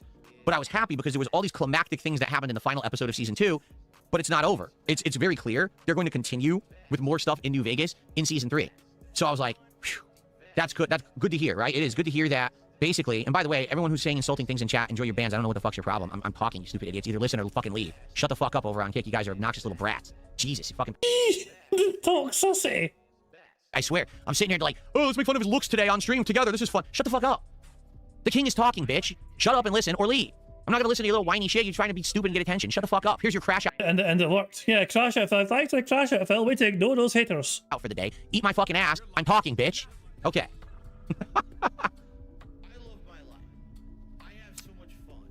Okay. Maybe they're just not a big fan of what you're talking about, Phil. Maybe they're fucking bored to fucking tears. You know what I mean? Having fucking forbid to express their opinion freely in your community. Yes, the First Amendment don't mean shit in Phil's world. Now, as I was saying, I'm happy that it looks like a lot of the interesting things in New Vegas will continue in season 2. Because if they had said, oh, we're now done already with New Vegas, 100%, it would have been disappointing, like they rushed through it too much. But I'm happy. In fact, like I said, there was big climactic things that happened at the end of season 1, or excuse me, season 2. That's obvious. It's just starting a new plot that's going to happen in season 3, but it's taking place in New Vegas. Okay? The one thing I am worried about, it's this simple. I think that they've got so many characters going now that we might get confused. It might become Game of Thrones all over again. I don't want it to be Game of Thrones all over again. The problem with Game of Thrones... No, Phil. I mean, okay. I've not watched Fallout, but I did watch Game of Thrones. I personally was not confused about characters in Game of Thrones. Yes, it had a big cast, but I was invested in watching that show. I wasn't watching that show passively, you know? I was engaged in that show. I found the show entertaining. Also, it's a shame how it all ended, but you know, I mean, most people can have that opinion. But I wasn't confused about characters, personally. If I saw a character on screen, I said, oh, it's that character again, or whatever, you know what I mean? It's like, it didn't, you know, so, if Phil is admitting that he was confused about the characters in Game of Thrones, I can only imagine it's because he watched it passively, without really watching it properly, you know what I'm saying? Is that there were too many characters, too many plot lines, everything going on at once, and it either becomes impossible to follow it all, or you just don't care about half of it, and I don't want Fallout to be that. I mean, personally, I was quite invested in most of it. You know, I didn't mind the multiple fucking characters and the storylines I fucking had, the plot lines or whatever, you know what I mean? Like, you know, it's like, I was quite, that's what I'm saying, for God's sake. Well, basically, Phil didn't enjoy Game of Thrones then, is what he's fucking saying. Fair enough, you know, each to the fucking one. When I watched Game of Thrones, for the most part, I enjoyed majority of the fucking show. Want it to be like, focus on Lucy, focus on the ghoul, right? Maybe focus on Maximus and maybe one other character. Just give us 3 or 4 plot lines to follow, and that's it. I don't need 17 different divergent plot lines that somehow we're supposed to keep track of. Oh, so that's what upsets you. is the fact that it shows overly complicated for you because it has more than a handful of people for you to fucking focus on. Well, it sounds like you should fucking watch cartoons instead of shows for adults. If too many characters with their own lives going on in a show is too much for your simple pea brain to comprehend, then perhaps it's time for you to consume more Teletubbies. It's not going to work. And sadly, I think that's what's happening. Like, for example, the Ghoul is going one way, Lucy is doing one thing with Maximus, but then Lucy's brother is over here doing something, but now the Vault Dwellers are doing something, and there's actually another plot going on somewhere else all at once. Like, whoa, huh? It gets frustrating, right? So I hope that they will get more focused in Season 3, maybe just 2-3 major plots. That's all we need. I don't want to waste time with entire parts that I'm bored with because I don't care about what's going on here. Just get to the point, okay? But overall, I actually really liked Fallout Season 2. Again, the acting, the cinematography, the sets were absolutely breathtaking. The storyline actually went somewhere and was fun. Like, even though a lot of people hate, I hate what they've done with Mr. House, and I hate what they've done with the NCR and what they've done with this. It's not your story to tell. It's just not. It's not yours either. There's too many characters and plots. Fucking who? I wish they could simplify it for me because I'm too fucking brain dead to fucking follow this properly. Phil's basically fucking busy wailing away WWE champions to not pay attention to the show properly. Then Phil goes online to get a recap of the show because I didn't fucking probably watch it, you know. As I'm saying, he doesn't actually consume things himself properly. He's not sitting there watching the show with his full attention on the show. He is sitting there, mobile phone in hand, wailing away on the fucking WWE champions or whatever fucking ever mobile game he's fucking playing at that particular fucking point in time. Half bothered, with one eye, barely on the fucking show. Oh, that's a pretty set. And I'll just pull this one, let me pull that one, let me pull that one. It's like, oh, look, there's a Ghoul again. He's not consuming this as people should. You know what I mean? Like, he's pretending he fucking really liked the show, and he can't name you some of the characters in the fucking show. He's forgotten the fucking name of, like, you know, the lead's brother or whatever. You know what I mean? He's fucking forgotten the name of, like, the name of the fucking bots and all that shit. You know what I mean? He's pretending he fucking really enjoyed the shit, and he can't tell you some of the most basic shit about the show. It's up to them to decide what they want to do with their lore or whatever. And if you don't like it, sadly, this is what you're getting. They're not making a game, so you either watch it and accept it or you move on. And listen, I get it. If you're someone who loves New Vegas and you just don't like what they have done with the show now because it's not what was in your expectations of what was going to happen with the plot, that's within your ability to say, I just don't like this, let's move on. I get it. But at the same time, don't become one of these people that's hyperfixated and so angry and I can't... There's more to life than focusing on this game that you like and now you're sad and upset and butthurt because they're not doing exactly with it what you expected, you know? For me, I'm along for the ride, and I'm having a good time, and I just don't really care that they didn't do what a lot of people thought was going to happen with this, honestly. So, I love Season 2. Notice I didn't really tell you any spoilers at all, because I could give you my thoughts on specific plot points and things, but... Don't pay attention, you fucking gin-addled prick. I'm not going to waste, you know, it's too fresh. The show is just way too fresh for me to be spoiling. Now, on the flip side of that, the other show that I want to talk about is the One Piece live-action show, and One Piece has been out for so damn long, there's no way I could possibly spoil it. Not even just the show, but the actual anime and manga, right? So at least with One Piece, I can talk more specifically about things going on, which I'm going to, okay? All right. So. Oh, let's see here. What? Someone tipped $1.97 comparing the Fallout TV show to Street Fighter 6, the game.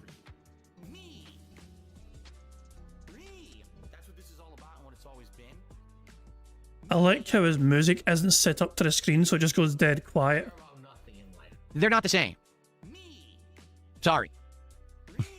They're not the same thing. Not even close. In fact, that was the point I was making, is that with a TV show, you cannot possibly have a choose-your-own-adventure style ending. You can't decide if Caesar's Legion, the NCR, Mr. House, or Yes Man are the person or persons who dominate the Mojave. It's a TV show. They're going to write the plot, okay? So you just have to accept it, right? In the case of Street Fighter 6, this is a competitive video game. And if people don't like the gameplay elements of a game, they can criticize them. Just like, again, you're free to criticize this show, but if you don't like it, don't just sit and hyperfixate on it, just move on, right? So that's, you know, hey, if you don't like Street Fighter 6, you absolutely abhorrently hate it, don't hyperfixate on it, move on. I did that for a year, right? And I only just recently went back because I started craving fighting games and people seem to like seeing me play them again. So we're sticking with it for now, but there could be a point where I'm like, you know, I'm fed up with Street Fighter again, I'm done, you know, we'll go back to it later. But yeah, that's, you know, so I don't know what your point is, but thanks for $2. Okay, so one show down, one more to go. Guys, if you are chilling and enjoying today's Return Level 1 podcast, first of all, thank you for being here. Part of the live audience attendance is pretty good today. If you're here, please give this stream a like if you're enjoying it. Let's get the engagement up so that more people can find the channel and or enjoy the content here on DSP Gaming. Thank you for that. Now, if you're having a good time, please consider contributing to the stream in some way. If you're on the YouTube side of things, you could become a member or give some memberships to your fellow viewer, or you could do super chat, right? If you're on the Kick side, you could send some kicks my way, or you could become a sub or do some gifted subs to your fellow viewer. It'd be great to get some support on the Kick side right now because we haven't had any yet today. We had one singular super chat earlier. It'd be great to get more super chats on the YouTube side. And of course, you can tip me via PayPal no matter where you are or how you're watching. Even if you're on demand watching this, you can tip me by looking at that tips link in the description of the video. All right, and thank you to anyone who does. Right now, we got a couple of small tips. Let's get some support for the Level 1 podcast today. Now, keep in mind, after the podcast ends, we will be playing a major stream of Hollow Knight. That should be fun. Hollow Knight has been doing very well, and I'm excited to continue on with the playthrough. It's a great game. So I hope that you'll stick around after the show, and if you like Hollow Knight, you'll support that as well, if you can, okay? Very good. All right, now, in regards to the One Piece live-action show, I finally got around to watching it, okay? It's 8 episodes, was it? I think it was 8 episodes, just like the Fallout TV show was, and it was interesting for a few reasons, all right? So number one, it pretty much follows very closely the plot line of real One Piece, the anime. I don't know about the manga because I never read the manga, but as for the anime, yeah, it's close. They didn't change that much. The characters are very close to how they behave in the show, even with their little eccentricities and their little mannerisms and things like that. The looks of the characters are pretty close, I would argue. You know, maybe say, well, Nami's face is different. Well, yeah, because there's no such thing as an anime girl. Like, they don't exist. There's no girls that have tiny button noses. You know what I'm saying? Like, they couldn't actually cast someone who looks like Nami. She'd look like a freak. You know what I'm saying? Like, well, I don't understand. Usopp is supposed to have a long nose like Pinocchio. Yeah, how many humans have that? Exactly. You know, they're trying to make it look like real people are the crew, not cartoon characters. So I get that they selected these people that aren't like dead-on representations, but if you're trying to take the cast of an anime and make it realistic, I think they did a pretty darn good job. Like Luffy, you know, being Hispanic and having these kind of mannerisms and things, it kind of fits the character, even though you never would have thought of that watching the anime. When they translate it into, okay, well, Luffy actually now he's a Hispanic guy and he has these mannerisms and things, and that makes sense. Like, oh, I get it. That makes sense. You know, now it kind of clicks. Like, oh, okay. You know? So I like what they did there with the casting, quite frankly. I think that they did a good job. In fact, the only criticism that I have about the casting of, like, the main crew is that the guy that they got to play Sanji doesn't really have time to shine. Like, he's introduced near the end of the series. Like, I think it's like episode 6 or 5 and 6 is when he gets recruited. And then there's only one arc where he's a part, and even then he doesn't get a lot of, like, screen time. So Sanji feels like he's kind of really rushed through, while Luffy and Zoro and Nami get a lot of time. Even Usopp feels like his arc is like a lot of time. You know what I think it is? The Sanji arc takes place on, what is it, the Bartier restaurant, and 2 plots are going on at once, right? You have the Sanji plot, but then you also have the plot with the Warlord of the Sea showing up and dueling with Zoro, and that takes a lot of time away from Sanji. So while Usopp got like 2 episodes to be introduced, it felt like Sanji was like kind of really rushed, right? So I do think like that could have been better. Apparently we have 50 likes, which is 2 more free spaces right there. So guys, thank you very much for getting the stream to 50 likes. Very kind of you indeed, and of course to celebrate the 50 likes, we get to enjoy the Bubbles animation, maybe the Supremely Talented Pixar animations to celebrate another free space on stream for you guys hitting 50 likes. Remember, keep an eye on the bottom right for Jasper to do his thing. Fuck him up, Jasper. Good cat. There we go. Good stuff indeed. It means that we are 1 away from a full house as things stand. Just one more thing for Phil to say and do, and we're victorious in bingo. Let me tell you. First of all, I noticed distinct changes, all right? Making this a American show versus a Japanese anime, right? There's almost no gore whatsoever. Like, all the blood, gore, and violence. Like, there's violence, but it's all cartoony, right? Like, think about it. In the anime, these characters are getting beat the crap out of all the time. There's a lot of blood and wounds and things, and that's almost been completely removed from the show. It doesn't feel like it's like, you know what I mean? Like, no gore, danger, or heavy violence at all. Also, a lot of the sexualized content that Japanese anime has, you know, scantily clad women and stuff like that, pretty much all removed from the show, okay? No wonder he loves it so much. Some people who are like hardcore fans of One Piece are going to be so upset. Oh my god, everyone's not half naked, right? So I get it. Like, some people might be like, well, that's not in the spirit of the show. But you have to understand, they were basically making this Americanized, and they wanted to make it, is it a teen, rated teen? I don't think it's rated mature, is it? Like, I mean, technically speaking, Americans do tend to usually love scantily clad women. You know what I mean? I'm just fucking saying, Americans are usually not shy in advertising bikini clad babes, you know? Think about Baywatch in the fucking 90s, you know what I'm saying? Each episode maybe has one swear word that's like, oh shit, and that's it. I don't think the F word is ever said. So it definitely is meant to be like a teen-rated show. Now, because of that, a lot of the violence and combat is toned down. So, for example, in regards to some of the big fights that happen early on in the plot lines, right? You know, the fights against all the fishmen and stuff like that. There's like no real major combat at all in the show. It's a quick fight, right? But I'll give you an example. Well, I forget the name of the fishman, but there's a fishman who, like, his specialty is that his projectiles, like, he shoots things out of his mouth, he drinks, and then he like shoots projectiles and things. This is built up in like 5 episodes of the show, where he's like kicking everyone's ass and everything, and no one can beat him. And the big culmination is that eventually Usopp fights him by accident. Like, it's not set up like that, but Usopp finally gets courage. He sets the guy up, he traps him, he plays his strengths against his, and he wins, he beats the guy. Remember, but it feels like this big bomb? my biggest fans are idiots. Thank you very much to Twilight for gifting 5 members to the stream, which is going to basically end the bingo because that's a free space for 5 members. So there we go. So thank you very much to Twilight for that. Very kind indeed. And congratulations to the following people. Forget membership. Congratulations to Pandora 415, 80s Unt, Bats 12, Beef 1245, and finally Sabs Berries. There we go. If you just got membership there, make sure you thank Twilight for giving you that membership, and of course, thank you very much, Twilight, for getting us the free space, which actually secures a full house bingo victory as well today. Good stuff indeed. So very, very kind indeed. Cheers for that. Let us now tick off all the remaining squares on bingo card. 1, 2, 3, 4, and 5. Full house. Oh boy, how exciting! Anyway. And yeah, so there we go. Good stuff indeed. We're an hour behind live DSPS thing stand, although we are 40 minutes away from him finishing the podcast. So he's saying no to a second card for that. Yeah, let's fucking it. This is boring as all dirt. We're tapping out. We're tapping it from the bad man and the bad man antics. Let's go live DSP and see what he's doing. Wow, $14.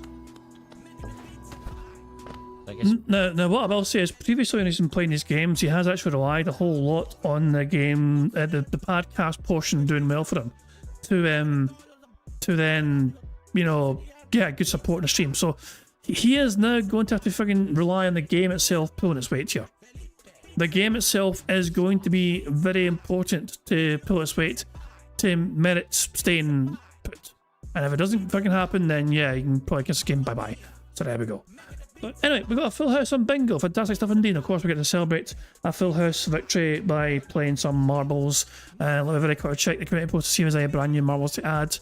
I don't think there will be, but just in case, you know. So give me a second here just to check the community post. Hold on. So let's see here. YouTube Studio and 2 seconds. Any fresh comments for me to add any fresh marbles to? Because if not, we can just open up marbles and just get straight on it. We do not have any fresh marbles to add. So we can just open up marbles right now and have our wee marble race. Otters, please, you're looking at them for fuck's sake. Oh, you want the Scotters instead? I mean, if you really want the Scotters, I don't fucking mind that. Hey, if I can go.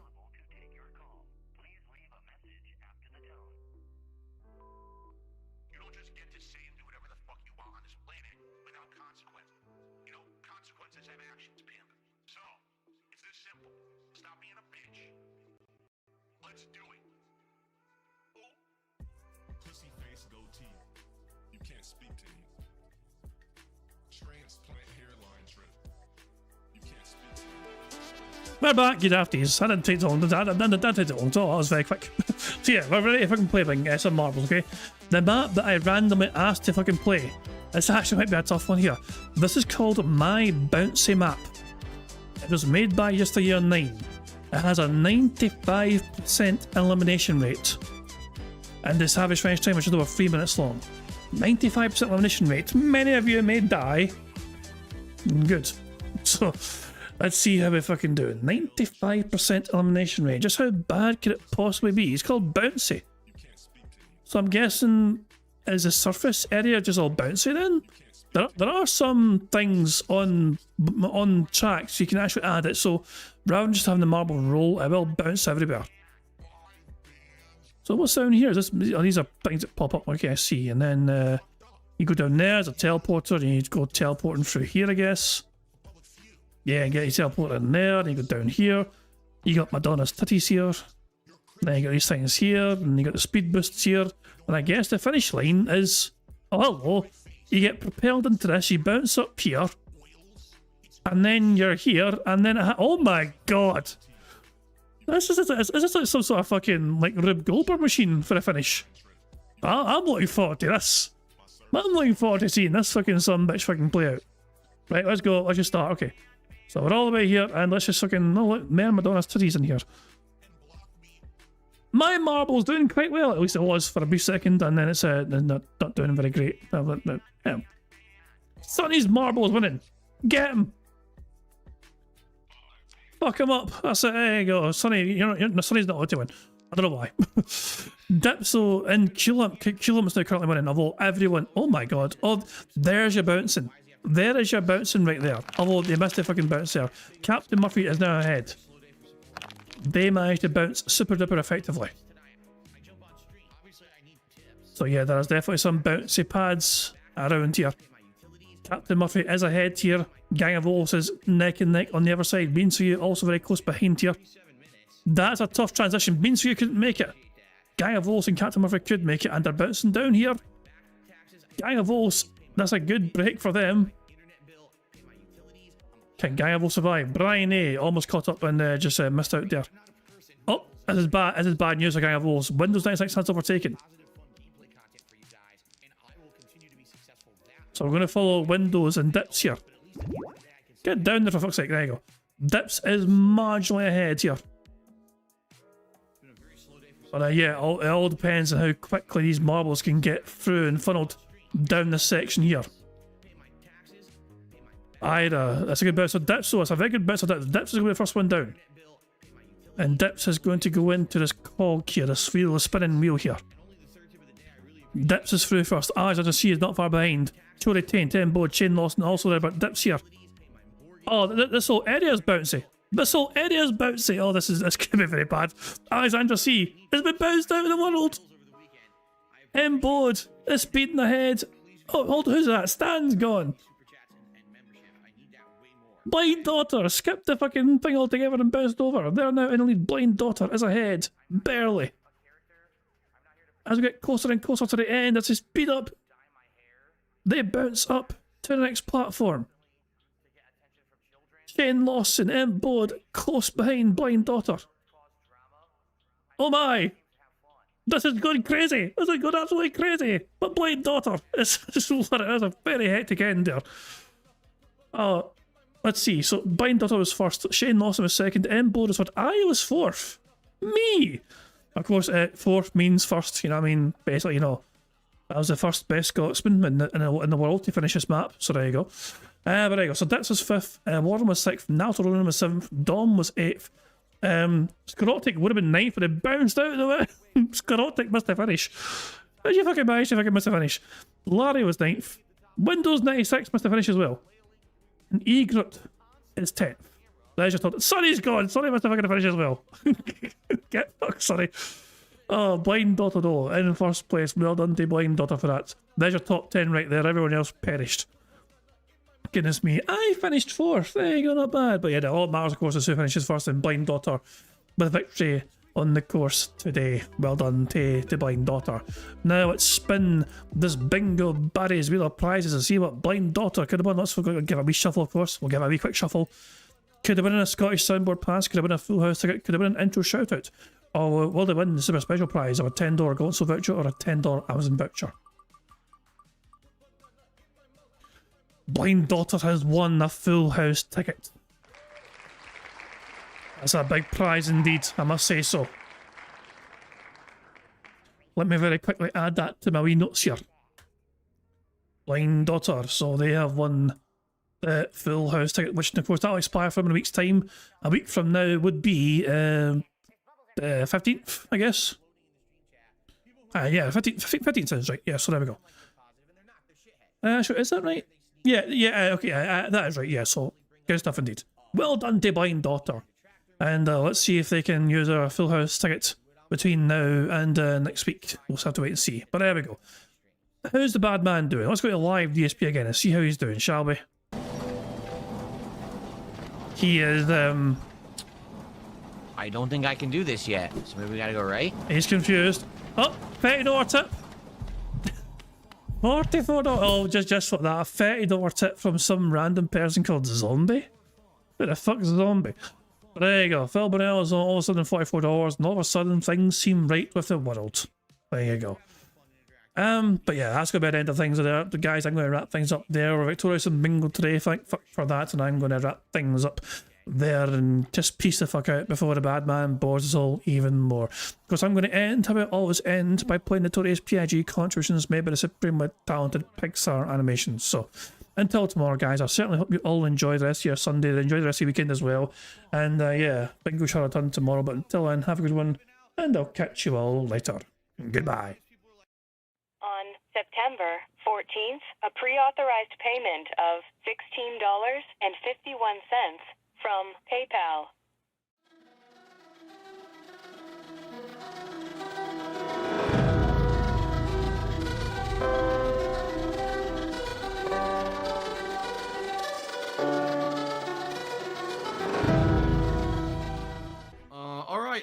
Hills has tipped me $1.30. It says, I'm back. What's your favorite type of shower? When you're showered in money. When you go outside and all of a sudden, greenbacks start falling from the sky. And you raise your face up, you're like, oh, you start dancing, you go, oh, money, money, yeah, yeah. All right, I don't know what the hell you're talking about, but thank you for the first tip of the day.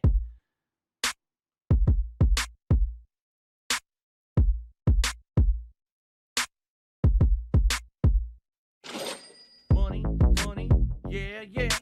Money, money, oh, money, money, yeah, yeah. Money, money. Money, money, yeah, yeah. Money, money, oh, money, money, yeah, yeah. These contributions are mandatory. Money, money, yeah, yeah. Money, money, oh, money, money, yeah, yeah. Money, money, money, money, yeah, yeah. Money, money, oh, money, money, yeah, yeah. These contributions are mandatory.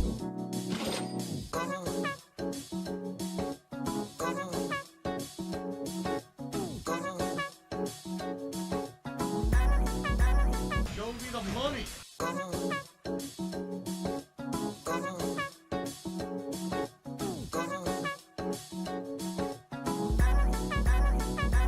Free. Money, money, yeah, yeah.